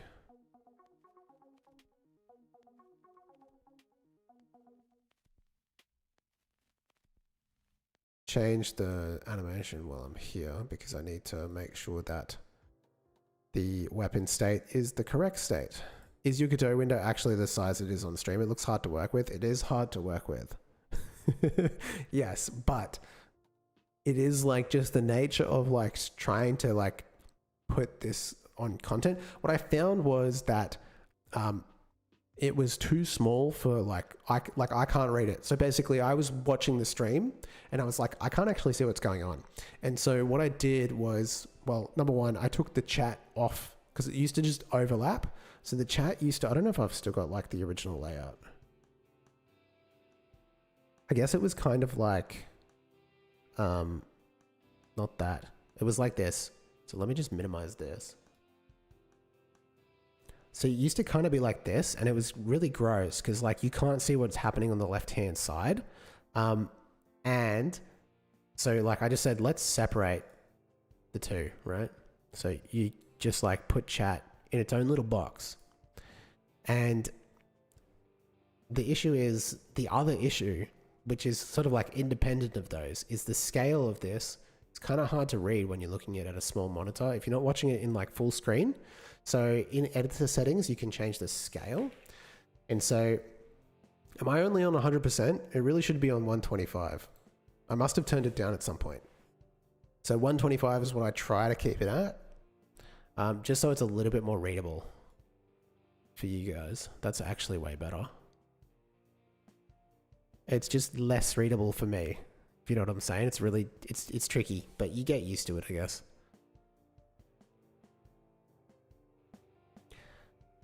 That's way better. I must have turned that off at some point and then forgot to turn it back on. But yeah, playing around with stuff can be a bit challenging. And some windows don't like that I've done that, you know what I mean? So like resizing these can be a bit tricky sometimes. Let's try to get this. Is this, yeah, he's in the mode. He's in pistol mode. So let's try to like position this bad boy.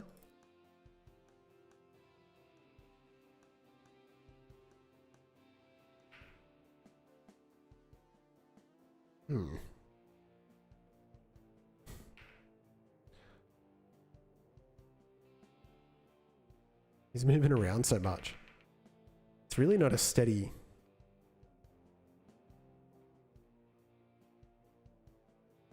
Oh my god.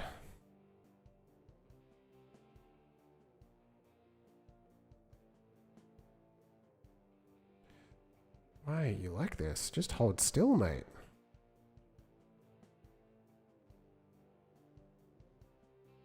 Okay, making progress.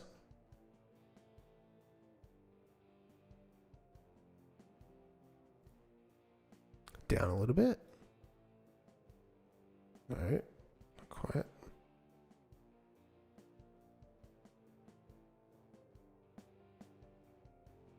Okay. All right.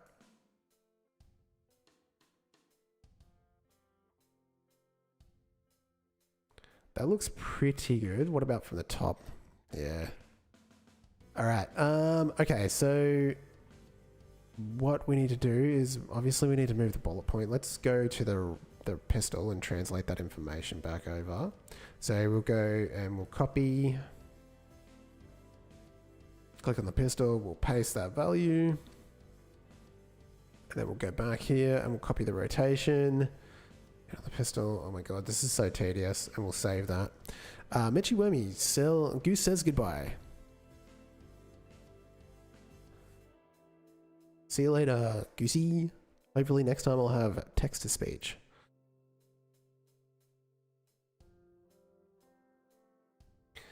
Okay. Left-hand target? You could almost get away with not having one, to be honest. It's not in the right spot, that's for sure. But I think it's better to have it set anyway, because it does get set in the code, so you kind of have to comply with that.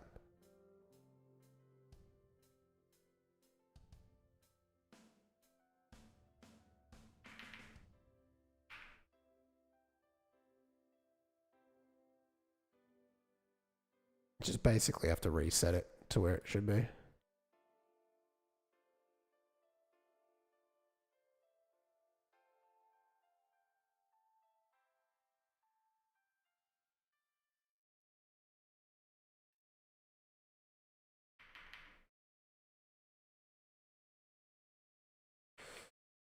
Yeah, good enough. We'll go with that. That's fine. Okay, let's copy these transforms and then go back to the pistol. Oh my god, this is so tedious. I hate this so much. Why did I decide to change this? Oh, because the bat looked ridiculous. That's right. Copy value. Paste value. Why is it like that? Copy value. It's the same, right? Okay. All right. Let's remove the pistol. Test character.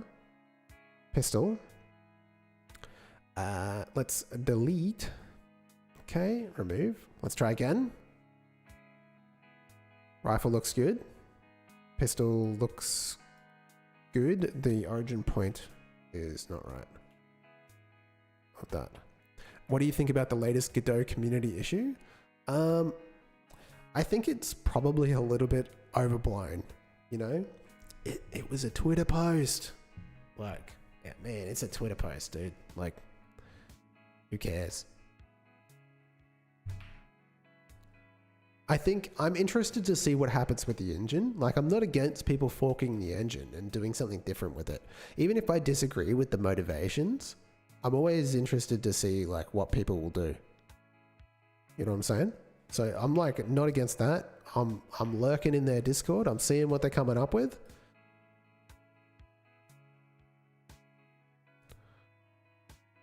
But yeah, I don't like.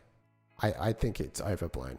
That's just my 2 cents. Like, if you don't think that, oh whoa, what happened there? Like, if you're someone that doesn't agree with that side of politics and that's a problem, the backer fund even blocked.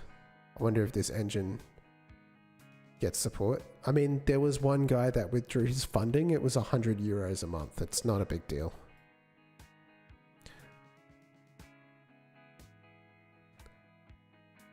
So, you know, nothing to worry about. And you've got to remember that Godot is open source, so it can never really be killed. Even if everyone, like, you got to remember there was a point in time in Godot's lifetime, like probably even before, like when I can't remember how much they were getting when I first started using Godot, but you have to remember that as an open source project, at some point it received no funding, and probably for a really long time it received no funding, and it was still able to grow to a point that it is now, because as long as there's a user base and the user base wants the product to improve, then it's going to.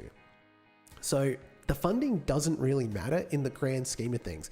If the funding was completely kneecapped and, like, you know, Google and Unreal, like, who are the big funders? If they like pulled out their money, it's going to make a difference, because obviously there are people who are paid to work on the engine. But at the end of the day, a lot of the people that do the work on the engine are unpaid volunteers that do it because they love the engine and they love open source. So, you know, if those people are affected by this and decide to, like, withdraw their support in terms of their free labor that they contribute, that hurts the engine way more than funding, like actual money, I think. Hello, Zero. Welcome to the stream. So that's just my 2 cents. I think, like, keeping your contributors happy and engaged and willing to work on the project, then that is, like, way more important than any kind of financial fund, maybe. Only Godot would be able to tell you which is more important, but I think the contributors are more important than the money.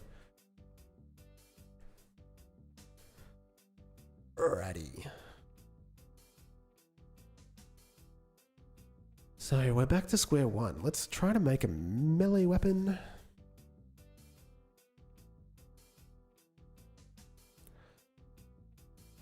You like Godot even more after the issue?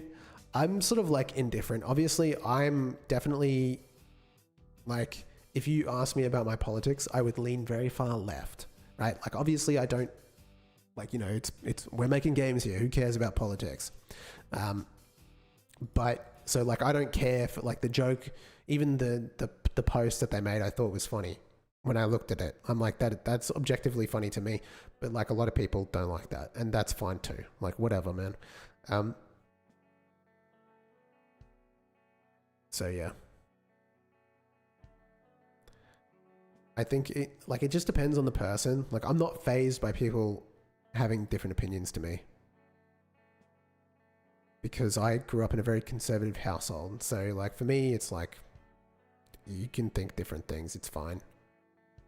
It's not gonna bother me. We can still be friends, you know? We can still make games together. All right, I'm a bit lost. I need to make a melee weapon, which is going to be pretty tough. What kind of game are we doing? Like, I know it's an FPS, but what kind? Actually, we're making a third-person shooter right now. I'll run this for you since you're new.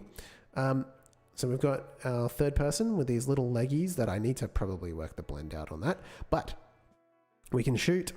The animation for the shoot's not the best, but, you know, we can have a pistol. We can sprint, which is pretty cool. And we can jump and we can boost. Those are the actions we've got. The camera's all worked out. It all works really well. So now we're just sort of starting to work on implementing a melee weapon. And then after that, I would say that this is pretty much good to go in terms of, like, things that I wanted it to have. So at that point, I'll probably upload it to GitHub, and I'm going to start working on a tutorial series for it. That's the plan. And at that point, I guess I'll have to stop streaming. I don't know actually yet.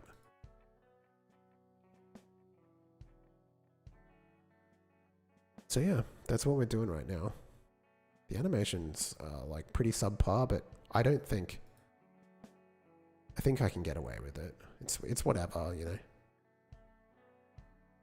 Yeah, I think it's getting to a point now, like, I'm really confident in creating movement. Like, movement for a character is not something that is, like, I've done it so much. It's like one of the things that I've focused most on when I started learning how to code. So this I'm super confident in, and I'm super confident in, like, weapon like creating weapons for a character to use. What I'm not so confident in is animations and like using the animation player, but I think we've gotten to a point that it's like good enough that you can use it as a point of jumping off. Like you can say, like if I made this and I said, you know, you have to remember that every 3D model is a little bit different and you're going to have to build this controller, this animation controller, a little bit different for your project depending on what you need. I think that's okay. Like it's going to be like in my experience, there's never a one-to-one when it comes to animating things. Hi June, how are you? June, I don't know how to pronounce J4oon. Go with that.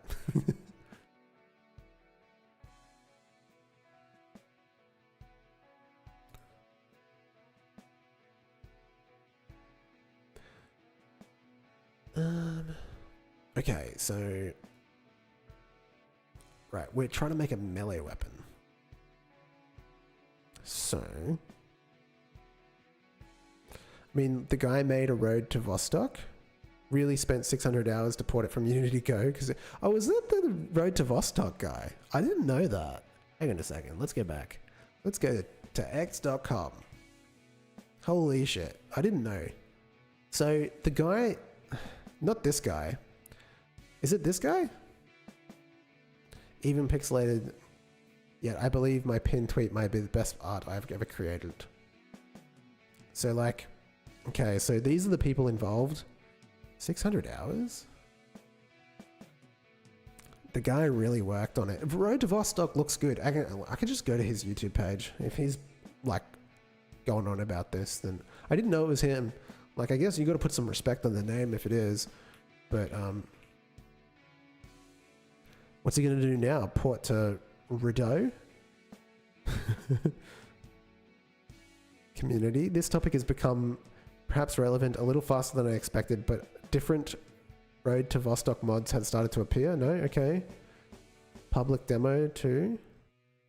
4 days ago. Radar up. Are you sure it's the Road to Vostok guy? X.com. The Everything app.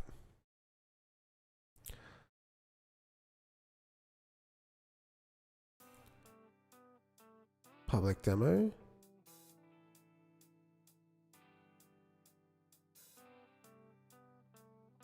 I mean, he's not talking about it. We sure we're talking about the same thing? The guy that made... Like the guy that made really spent 600 hours just to put it because the Unity runtime. Oh, you're talking about...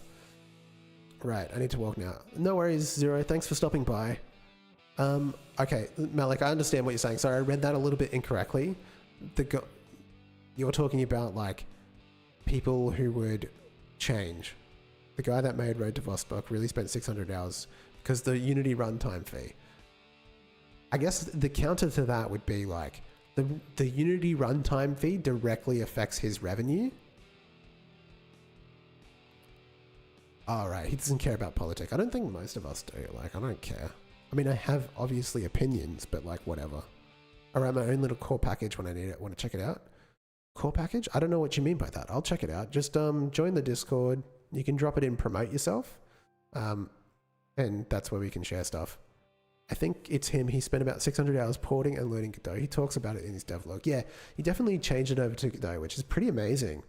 But I guess, yeah, people will change when there is like a monetary reason. Or, like, I mean, some people will stop using Godot, or some people will say they'll stop using Godot because of this like community thing. But like, I don't think so. Like, who cares? But I guess some people, I don't know. Some people care. I don't. I guess that's the conclusion. I enjoy it more for the drama, if that makes sense. Like, I'm more invested because it's interesting to me to watch people like have a meltdown, whereas like I personally don't care for the drama itself, if that makes sense. Or even the tweets. I just like watching people get angry, and like seeing it all unfold is more interesting to me than anything.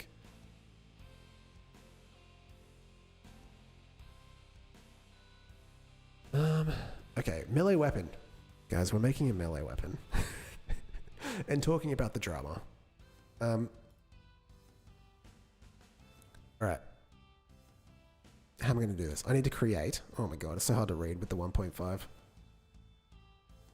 I can't change the size of any of these. Alright, So under the character, we have the weapon manager and we have the weapons and we got the pistol. It might suck though. There are less tutorials for beginners. I doubt it. I don't think like a vast majority of the people who create for Godot aren't going to stop creating for Godot because of this. It's not going to stop them. Like at the end of the day, like even if it is ported, like someone made Redo, like it's still Godot. So like the tutorials are still going to be relevant. I'm not stopping. I don't even think like I would be incredibly surprised. Like, is there been any high profile Godot creators who said they're going to stop making Godot tutorial content? Or like even just Godot content? Like, has there been anyone that's like got over 5,000 subscribers? Or even just like, let's say 1,000 subscribers that said they're going to stop making Godot content? Because I'd be surprised, to be honest.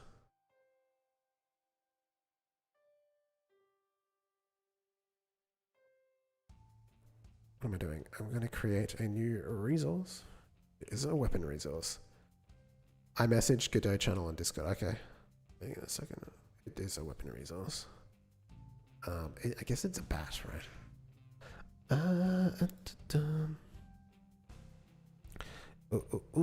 Oh, there's been stuff that's happening. Does anyone know ARPG popular? I'm kind of desperate. Luck. Oh yeah, okay, so we've been talking over like 5 YouTube channels. Wow, that's crazy. Promote yourself and Godot.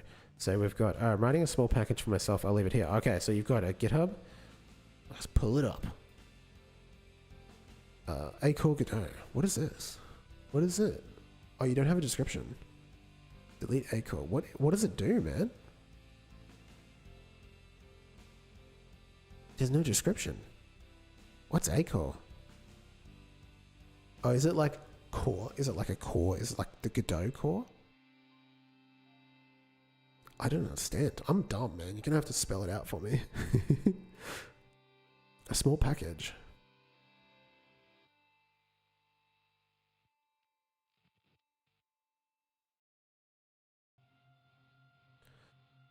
What is a core? I just messaged, what is a core package? I don't actually know, to be honest. I'm a bit confused about what this is.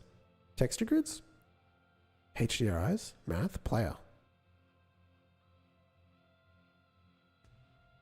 Just scene C#? Add player with movement? Is it like a base? Is it like a template or something?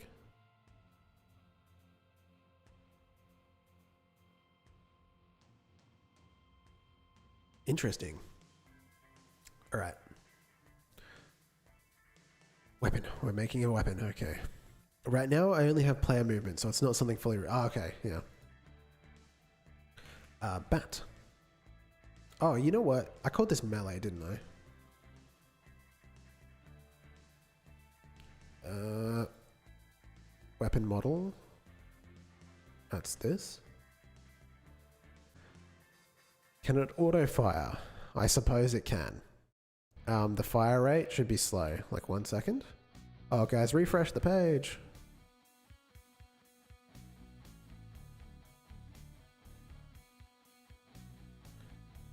It's 8:53. I should have been like timing it. Internet always goes out at 8:53. And I don't know why.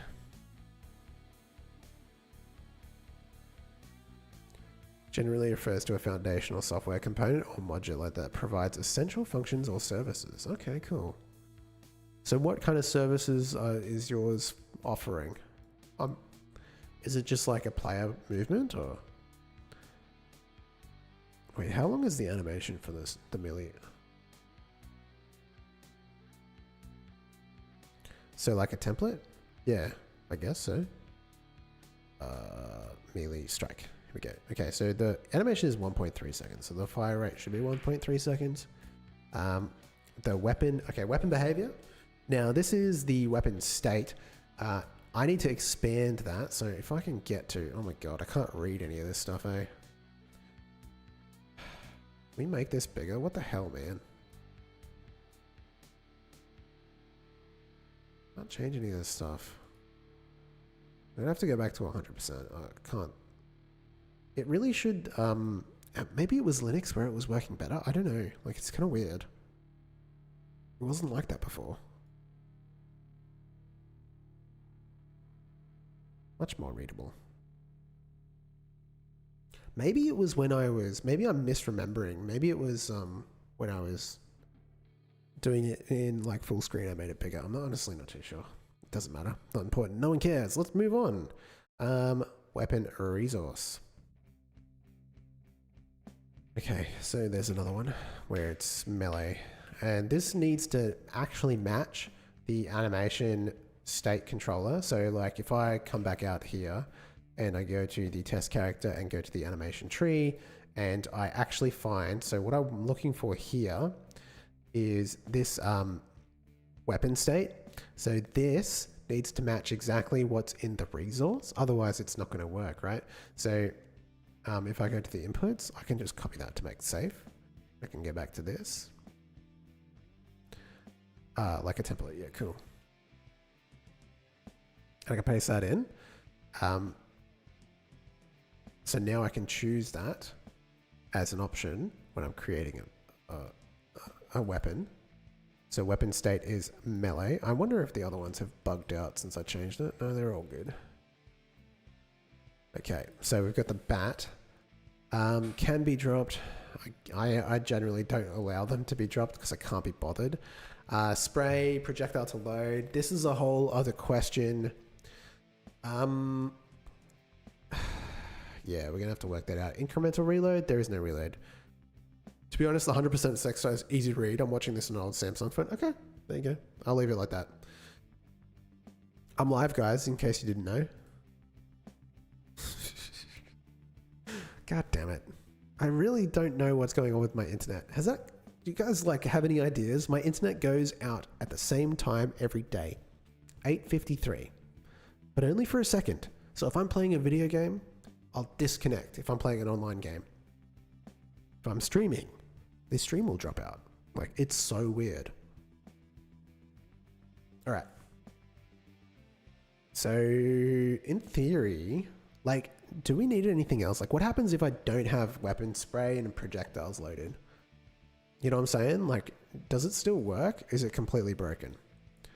So if I go to the weapon manager and I add a weapon slot, and the weapon is going to be a bat, and it doesn't even have ammo because it doesn't need it. There's a very specific time. It happens every single day since I had a major internet outage. And this is why I think it's related. The internet went out for like 5 hours one day, a couple of months ago, not even a month ago, about a month ago.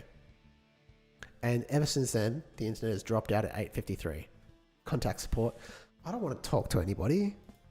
Gross. I hate talking on the phone. Talk to you guys, but not them. Okay, the bat will load. It doesn't look amazing. And when I fire, it's going to error out because I'm checking a whole bunch of stuff that just doesn't need to exist with the weapon because it's a melee weapon, right? So like right now, it's trying to look at current weapon slot.ammo. Doesn't need ammo. So this check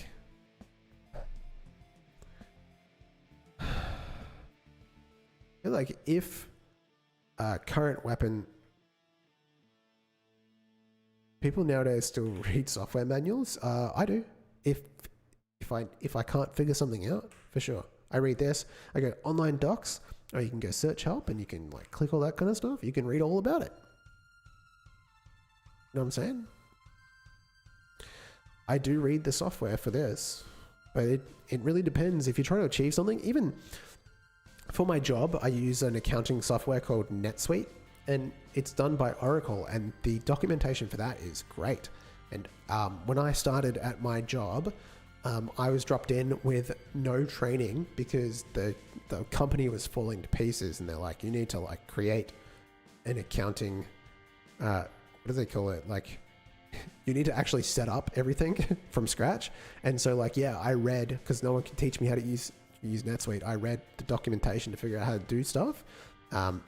Yeah, the answer is yes, I do. Yeah. I made a video showing how smooth, oh wait, I'm getting a little lost. Whenever I call my ISP support, they sound like they're talking in some alien language. Yeah, they don't care. I made a video showing the smooth animation program I made, but it didn't get much attention. Just keep making videos. I guess that's all I can say. As an engine, so other can try and use. Yeah, that's a good way to do it. We read when we need to. Yeah, if something doesn't work, I'll read it. Has ammo, right? Dot current weapon. Dot weapon. Dot has ammo.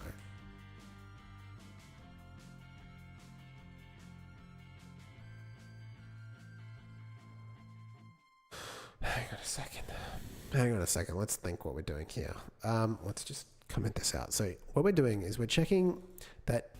So generally when you shoot a gun, you need to make sure that you have enough ammo to be able to do that. So I'm saying, like, if current ammo is greater than 0, you can fire the weapon.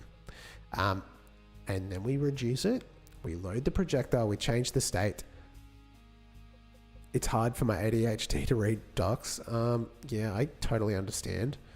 I find like it's easier when you really need something. If you desperately need, but I still just skim. You just look for keywords. So what do we do here?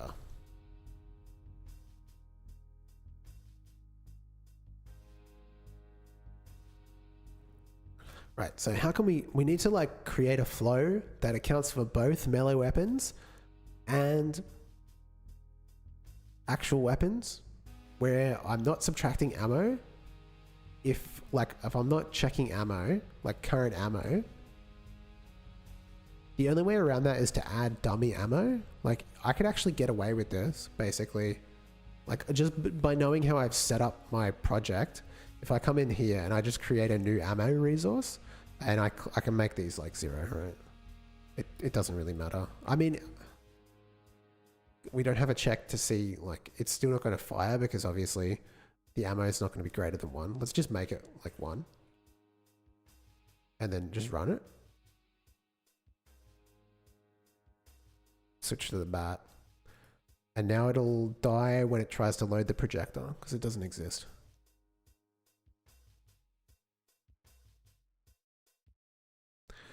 So we can add dummy ammo, but so it needs to be or current. Is it an or is it dot weapon dot has ammo? Because if has ammo is true, okay, so like or not. Wait, is that right? Hang on a second. Okay, so that still shoots now.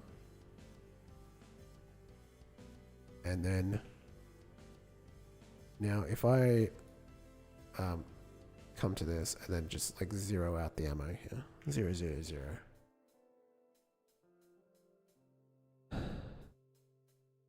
It'll still fire, right? Yeah, it does. I don't know if that's a good idea though. I'll have to think about whether or not I can like just get rid of that or keep it in. Okay, projectiles. This is where we need to think about a projectile for our melee weapon, what that looks like, right? Because we're not going to be, but you know, just on how this project is working, I'm not going to set up something. It's not going to follow.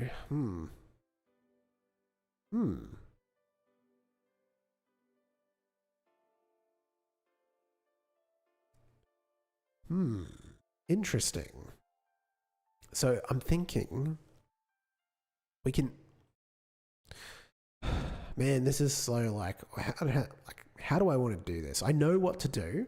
I know there's a bunch of different ways we could do it, but like, what's the best way? What's like the way that's the most elegant?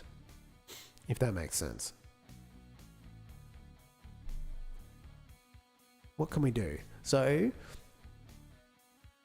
a projectile can be anything. I mean, it just has to be a projectile. We can take that class and we can derive it, right? We just need to make sure that we're calling fire projectile, right? And not even fire projectile, set projectile, right? Fire projectile doesn't even do anything. You have to implement that. So we need to create a melee projectile. And what does that look like? Now, I've done it for the first person shooter.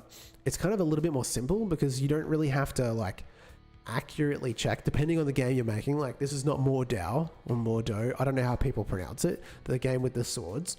Like I wasn't making that. So the last time I did melee weapons, all I did, because it was from first person perspective, is when the strike happened, I spawned a raycast. What is it called? A shapecast 2D. Sorry, I should say shapecast 3D, and then just checked what was inside it, and if it was an enemy, then we did damage to it. That worked pretty well, and we could do that here too. Like that would work at the end of the day. I just use a shapecast. Oh, you literally, you just wrote that. I saw that. Yeah. Yes. I think that's probably the best way to do it in terms of simplicity. I'm adding a bunch of comments into my code, so hopefully a new person could work out how to use the engine, even though it's through trial and error. I think in my experience, like a lot of people won't read that stuff, and you'll just answer the questions anyway. Yeah, Area 3D works too. I think in this case, it's actually going to need to be Area 3D. Let me think for a second. Okay, so basically how damage is set up to work for the enemy is it has a bunch of areas. So we've got these damage areas, right? And you attach them to bones. And so that will follow the head, say for example, for a headshot. And then you have a damage and you have a multiplier. So it's a 2 for the head. It doesn't have a lot going on here, right? In Scratch, it's sort of different. Oh, okay. So for the hit successful, I'm basically connecting on body entered here. And so we're checking to see if it's a rigid body bullet. So this isn't even going to work, right? We might have to check multiple things, but do shapecast. The question is, does a shapecast 3D even trigger a area 3D? That is the question. It might need to be an area 3D. Collide with areas. Oh, it can collide with areas. But can areas collide with it? I guess I'm about to find out.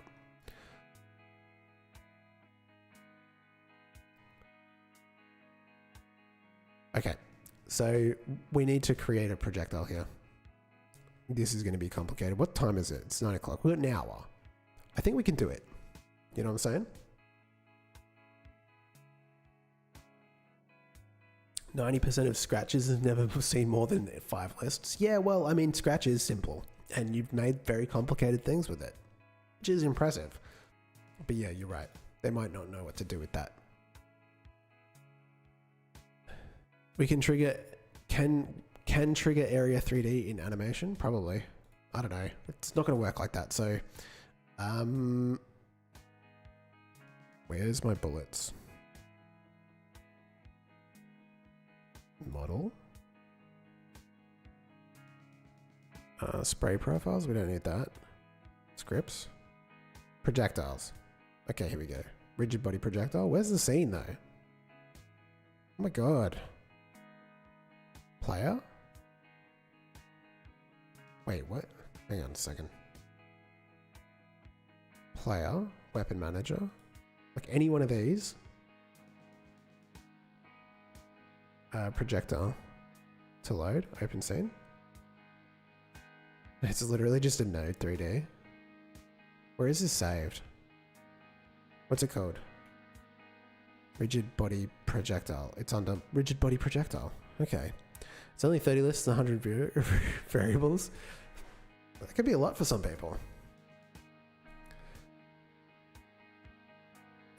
Okay. Okay, so this is what a rigid body projectile looks like. Let's have a look at this code. Refresh our memories. It's been a week. Okay. So essentially what we're doing is we're firing the projectile. And all we're doing is getting a raycast from the camera. And then we're launching a rigid body. Godot window is not showing. Oh, thank you for telling me that. Thank you, thank you, thank you. Oh, you know what I did? I pressed F11. There we go. I wonder when that happened. I just learned just today you can call functions in animations. I feel like this would have made my life so much easier in the past. Oh yeah, you know I do that. So say for this, if I run this, right? When do I know to spawn in the next weapon? Like how does that change happen, right? It happens when his arm is over the back. Now,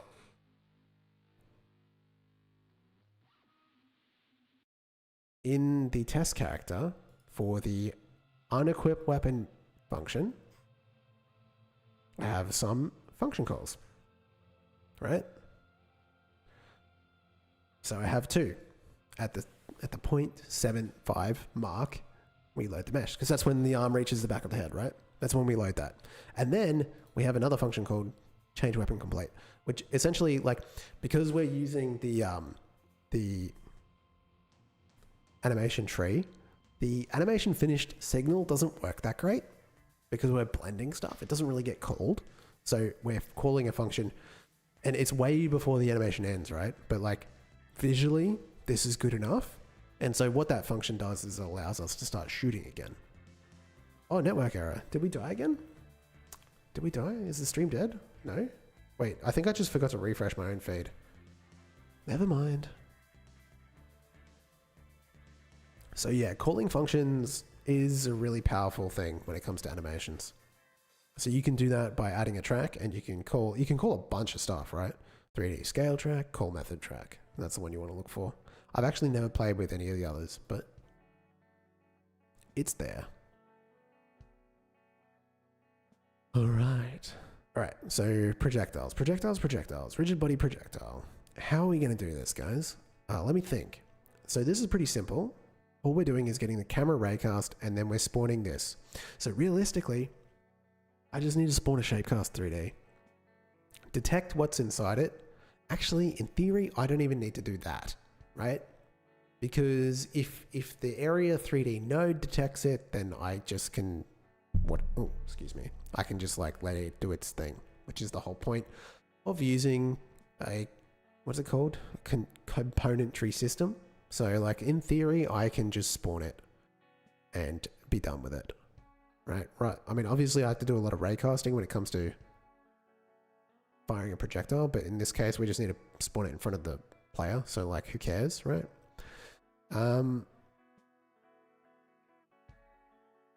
Okay. All right. Let me think. 3D. I guess it's literally just going to be like a... Can I just close some stuff here? We've got some stuff open. I'm cooking. My brain is like loading. It's, you know that sound that... What is he doing here? Anyway.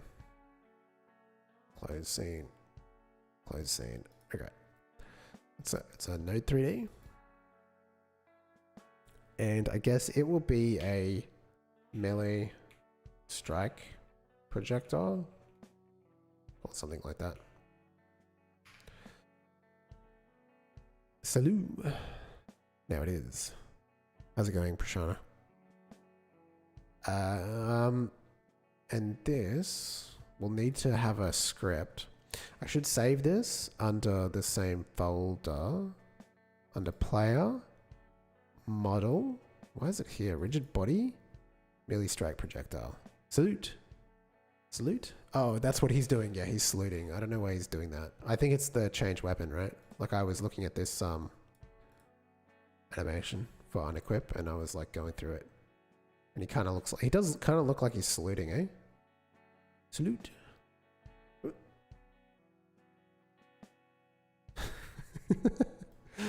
You could also be like scratching his back, right? Scratching his neck. This is me when I can't figure out how to make a rigid body projectile. This is me when I can't figure out how to create a melee weapon.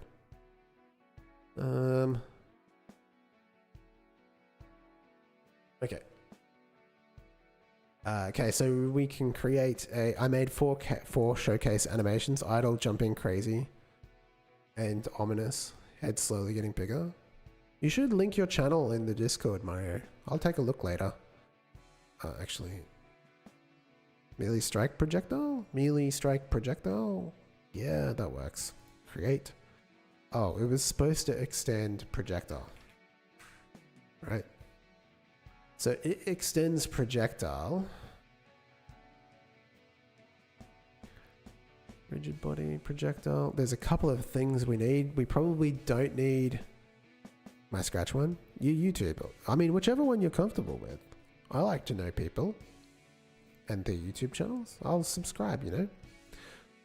Program related. Yeah, cool. Let's do that. Expiry time. Rigid body projectile. It's a pack scene. We will probably need to spawn in a... Oh, do we need to? Like, I'm starting to think we could probably just attach a...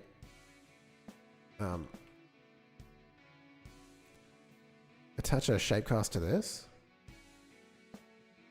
Make it like square. Not even like -1. Like, I don't actually know. Like, what's good? Now we need to write the fire projectile. So basically how this works is when this is spawned by the weapon manager, it just calls this function set projectile, and it sets the damage that's from the weapon to the damage here on this variable. Nice. Well, I'll watch it offline, just so you know. Like, I did both because why not? Yeah. So it sets the damage, and then it calls this function fire projectile. But obviously you'll notice that this doesn't actually do anything. You have to implement it for whatever projectile you're making, right? And it's infinitely repeatable. Like, this is just like, if you made a projectile that fires a rigid body, then you're done. You just make another class that's called a rigid body projectile, and then you can fire any number of rigid body projectiles, right?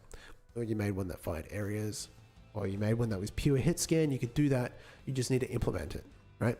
And same with this. Like, we just need to implement whatever it is we're implementing. We're setting the damage, and now what, right? So we can fire a projectile,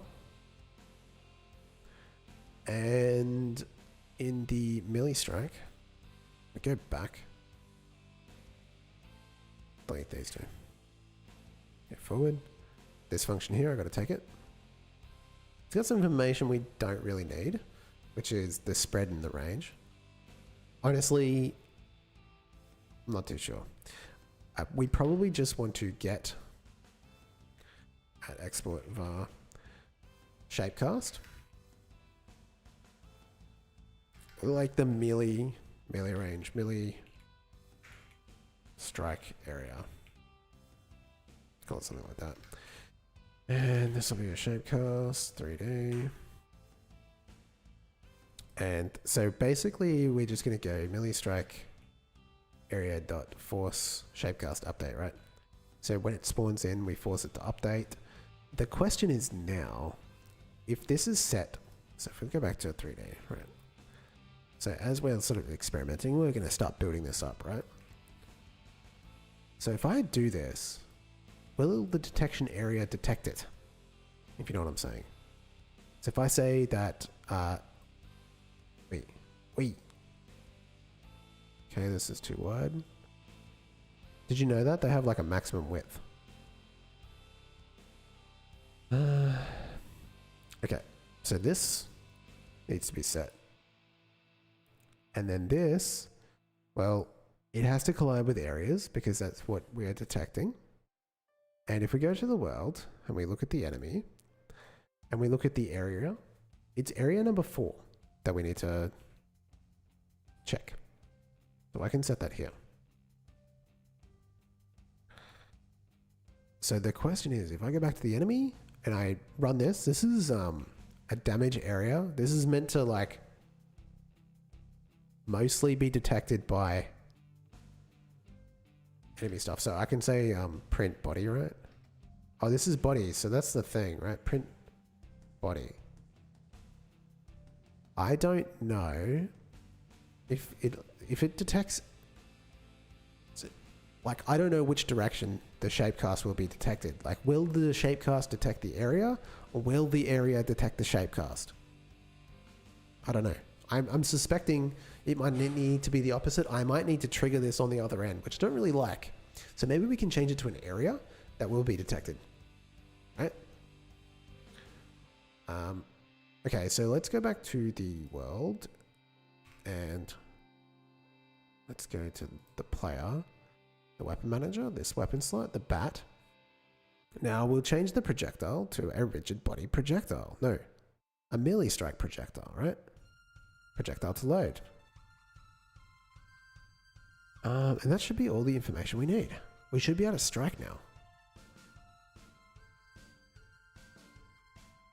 No? Okay, what's the problem? Call method add child on null value. Where's the error? Bullet. Load projectile. Bullet point dot add child. This is the bullet point. Where is that coming from? Bullet point marker 3D. Weapon manager. How does that get set? Oh, it comes from the test character change weapon. It comes from the weapon. It comes from the animation controller. That's kind of crazy.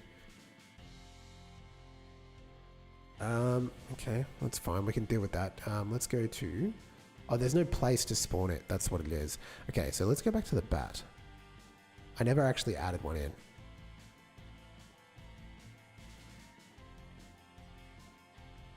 Oh, this is not the bat that I'm looking for. Weapon resources.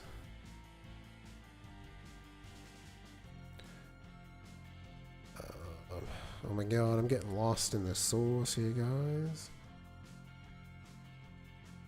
Weapons for character model. Bat. I never actually added one in.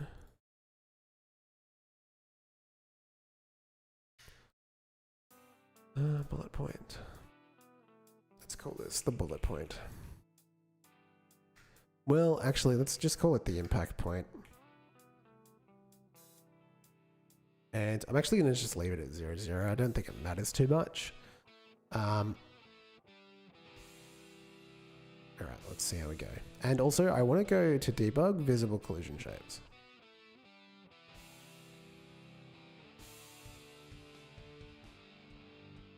His head is like really high up. Okay. Spray vector. Where are we at? Right. So we haven't got a spray vector. We haven't got a spray equals weapon slot, weapon spray. Okay. So I should probably check if that exists, because I don't think it needs to necessarily. You know what I'm saying? Like, we shouldn't have to have a spray, like a spray curve, because it's a melee weapon, right? Like, so we can say, here's the thing. This needs to be created here. And then we just have to go if weapon slot dot weapon spray. And then we can do the thing, right? And then the rest is fine. And if it's null, it's null. Set projectile. It doesn't need to do anything necessarily with it. It's expecting a vector 2. I think that's okay. Let's try that. Okay. Now, I don't know necessarily where that spawned in. Probably, actually, you know what? It probably spawned in at like 0, 0. I don't know. Where is 0, 0 on the map?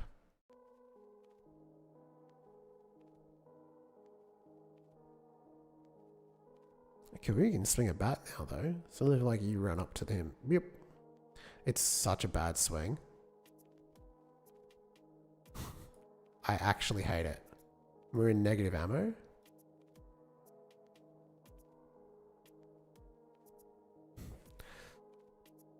Oh no. I accidentally loaded it in a GIF. I don't know what you're talking about. Do you mean in like the Discord? In Scratch, I programmed a smooth animation renderer. Now I have to delete like 100 costumes individually. Wow. Okay. Alright, so I don't see that, which is kind of concerning.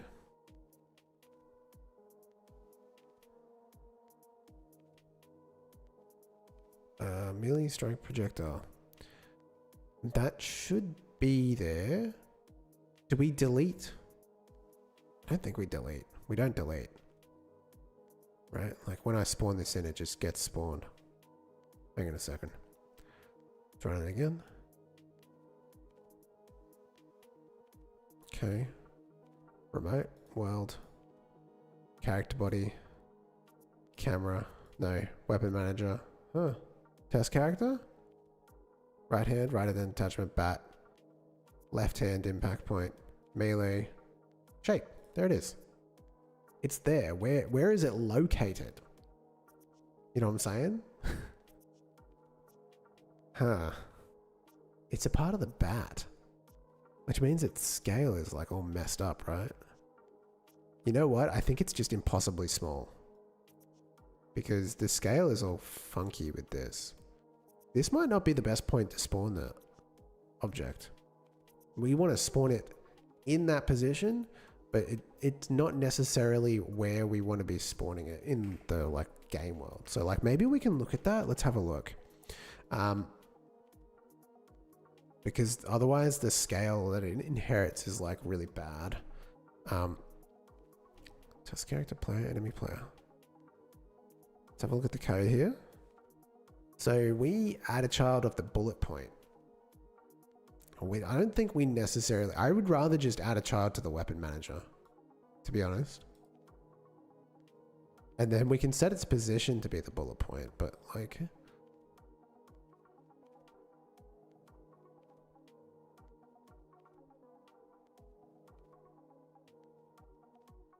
okay, there we go. Okay, so it seems to be, so I would say that the Shapecast 3D is not detected by the area 3D. So this is going to need to be an area 3D. I was listening in the background and just listened again. Did you say that the add child to the weapon manager? Yeah. Oh yeah, that's a Godot thing. It's a function call. Don't worry, I'm not doing anything abusive. Yeah, sorry about that. I know it sounds really strange, but it's I promise it's 100% normal. You do not need to call child protective services. And later I'm going to kill a child as well. But it'll be a child node. But you know, totally normal. Totally normal. Okay, so the position's kind of weird. Right. Let's go to the bat. Let's go back. We need to go to the rigid body projectile node, the melee strike projectile. Okay, here we go. This Shapecast 3D is not it, right? It does need to be, as we're discovering, an area 3D, right? And then this needs to be a collision shape 3D, right? And once we've done that, we can make it any shape we want. Make it a square. That's fine. And then you just need to collision, make it collision 4.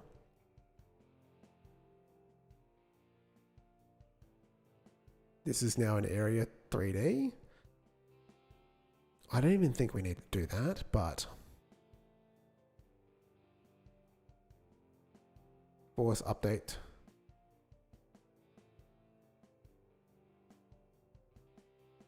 Update gizmos. I don't know. We actually don't need to call anything. Let's just pass for now.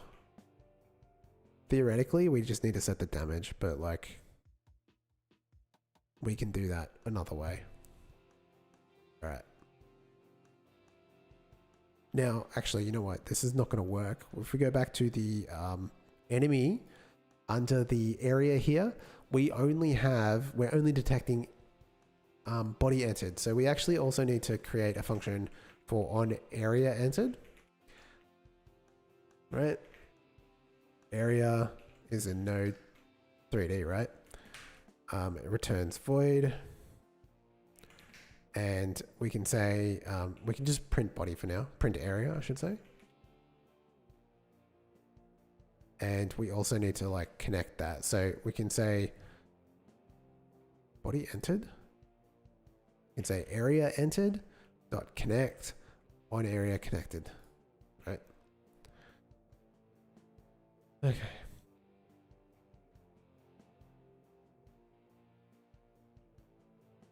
And see how it's like detecting that now? So now we can do damage. I mean, it ain't great. Like in terms of its positioning.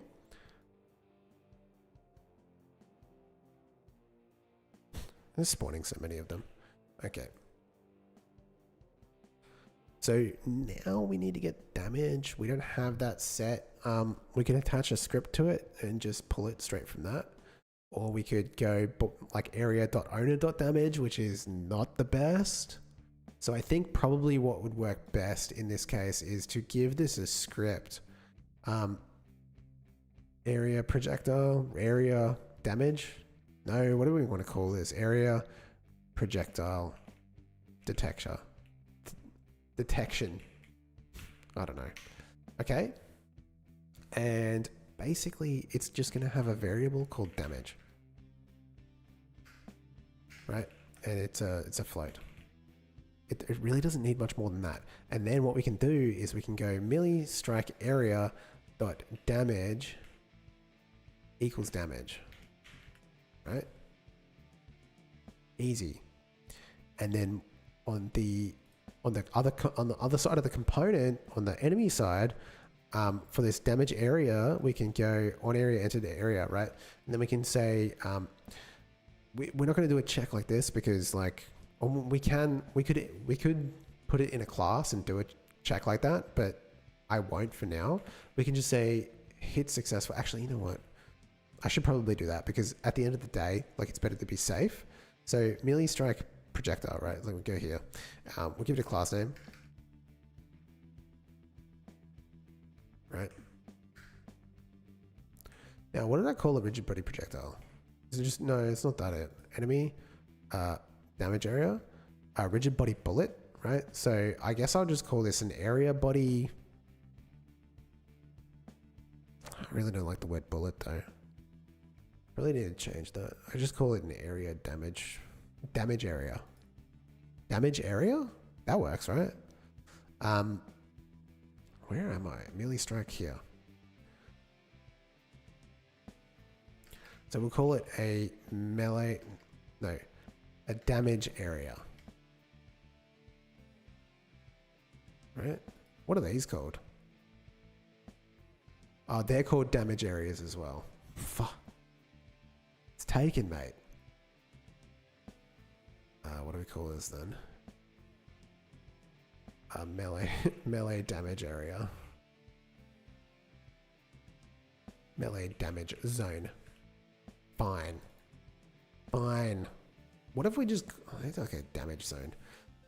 I just released a smooth animation. What do we call it? Yeah, that's awesome, dude. Hopefully the text instructions. Honestly, I think probably you're better off doing voiceover. You'll have a lot more success with that because people don't want to read. If you're going to do text, you're better off doing like a Medium article or something so that like it's more searchable and like it's just better that way. Just my opinion. I could be wrong on that. If it's something people are looking for, then they'll watch it no matter what. Okay, damage zone, right? We'll go with that. So now we can go back to this and we can say if area is damage zone, then hit successful. Area dot damage. See, now it knows that to expect a damage variable, and then we can go area queue free.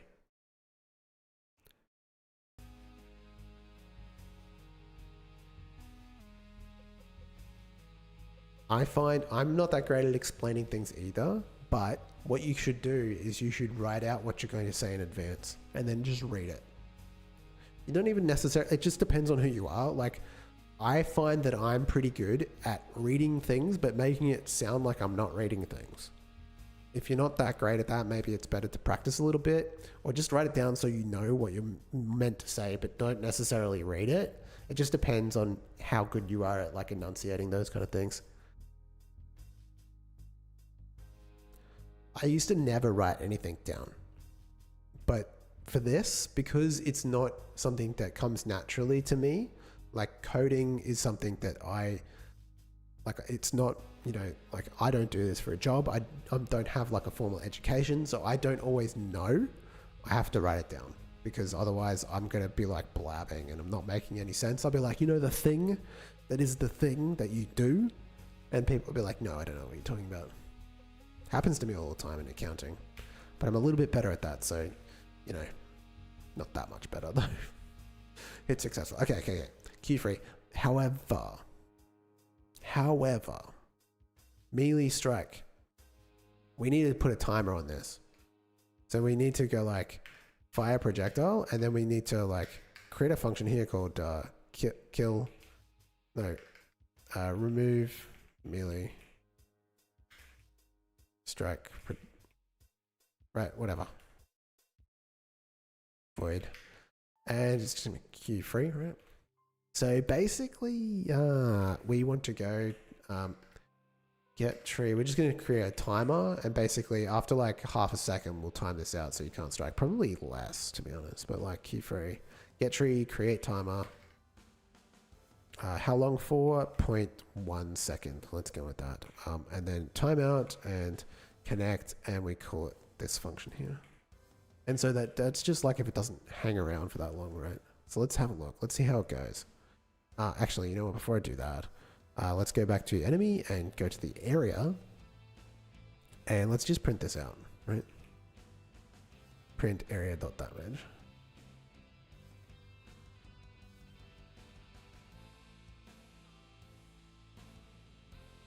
Alright, so that's fine. Okay, we got an area dot melee strike area dot damage. Assignment or key damage within a type float or base object of a null instance. Okay. Fire project. Interesting. Did it get deleted too quickly? No, it's not possible. Melee strike. It's not set anymore.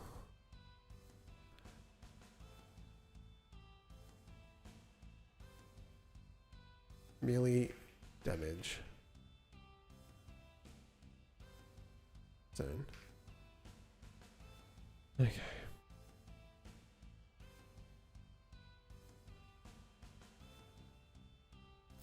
Okay, it's detecting it on all 3 levels. See, it is working. There's no damage though. So let's set damage.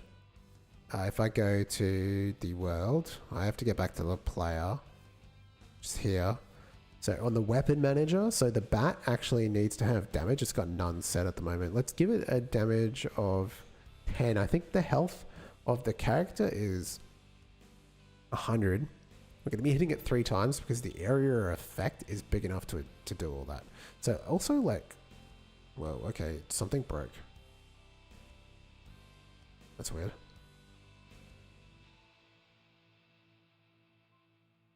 Never seen that before.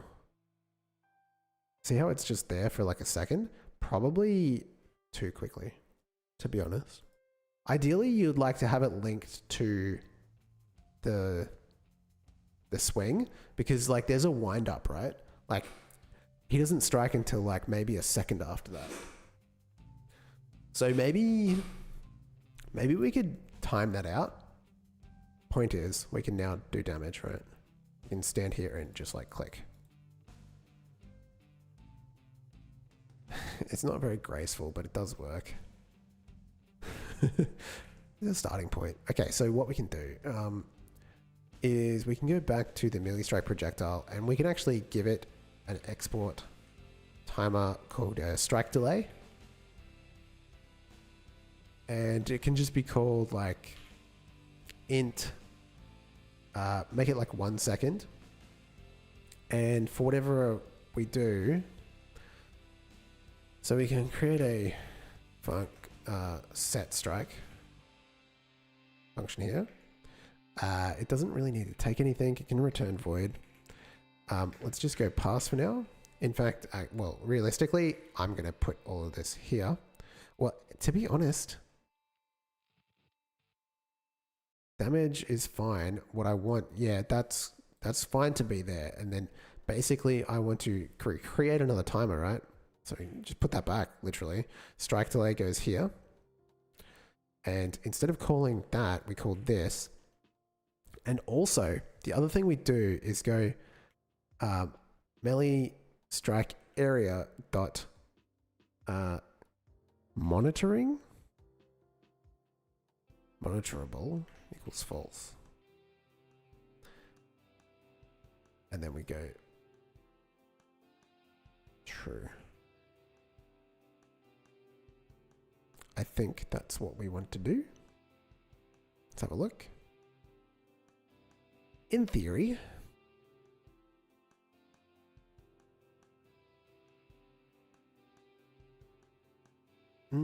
okay, so 1 second's probably a little bit too short. There should be a float. And let's just make it like half a second.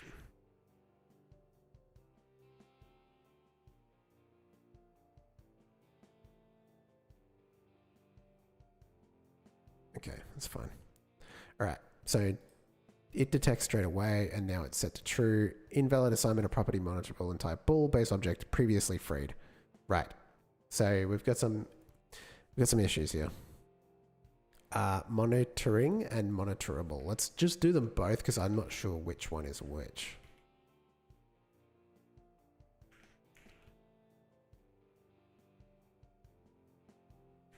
Just recorded like 5 minutes, had the painful realization that recording software I use doesn't record your mic with the screen for some dumb reason. Just get OBS, man.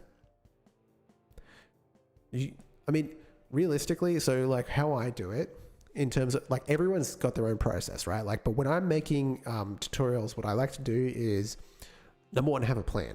Know what you're going to make. This is what I'm doing now. Like, this is going to be a big tutorial. It's going to be like a 4-hour video. Maybe even longer. I don't know. But so like know what you're going to make, number one. So make it first, then redo it. It depends on what you kind of make. Depends on the kind of tutorial you're making, but make the video content separate. Like just record whatever it is you need, cut it up so that it's as succinct as possible. Right? So you cut it up into little pieces, make it as quick as you can, right? That it still makes sense. People will pause the video if they need to. And then do your voiceover after that. So you do your voice, and then that way, and you just like, you watch what you've edited and you create like little voice lines to describe each step, and you just put them in as you go. That's how I do it. It takes longer, but it makes for a more like punchy tutorial video. Now, I don't do that for all my videos. Some of them I do live, but they're longer, right? Like if you do them, they'll be longer, and that means that it'll be harder to get engagement. Just my 2 cents. Monitoring, monitorable. True. Yeah, I think it's the way to go. It is harder. Like this takes way longer to do. Like make the thing. Like if I was being really lazy, I could just record all of this like a tutorial, and it would just be like a 10-hour long tutorial. Okay. We're in business, boys. That's working. It looks like the answer is monitoring is the one we want. Monitoring. Okay, cool. So we have a melee strike weapon. We've done it. We are the champions. Oh shit, I went to full screen again. I keep doing that. Oh well. Makes it unreadable. But that's cool. We've done it. We've made melee weapons. Great. Okay, awesome. Right, that's my project for the day done. We're like this close to being done with this project, and I can start making the actual content, which is really exciting. What else do I need? I probably need to polish some of this stuff. I need to do like a code review. I don't know. Yeah, that's about it. I need to think. Enemies, but maybe later. Maybe like the next step. Anyway, shout out. Okay, thank you so much for the support, guys. Even if you're here, you don't have to support me like monetarily, but just watching, liking, subscribing, following, if you're on Twitch, all that kind of stuff is really appreciated. But these guys, a special thank you to Jips, has a Color Pants Rab, Big Green, Nike, Jace, Bricky T, YGG, Skullmonger, Mr. Sparkle, All You Dude, and IJS Beer. These guys support me over on patreon.com, where you can get access to videos early, like the one I'm working on right now, and you get access to the asset, or like the template in advance as well. So that's already up on GitHub, and they've got the link. You know what I'm saying?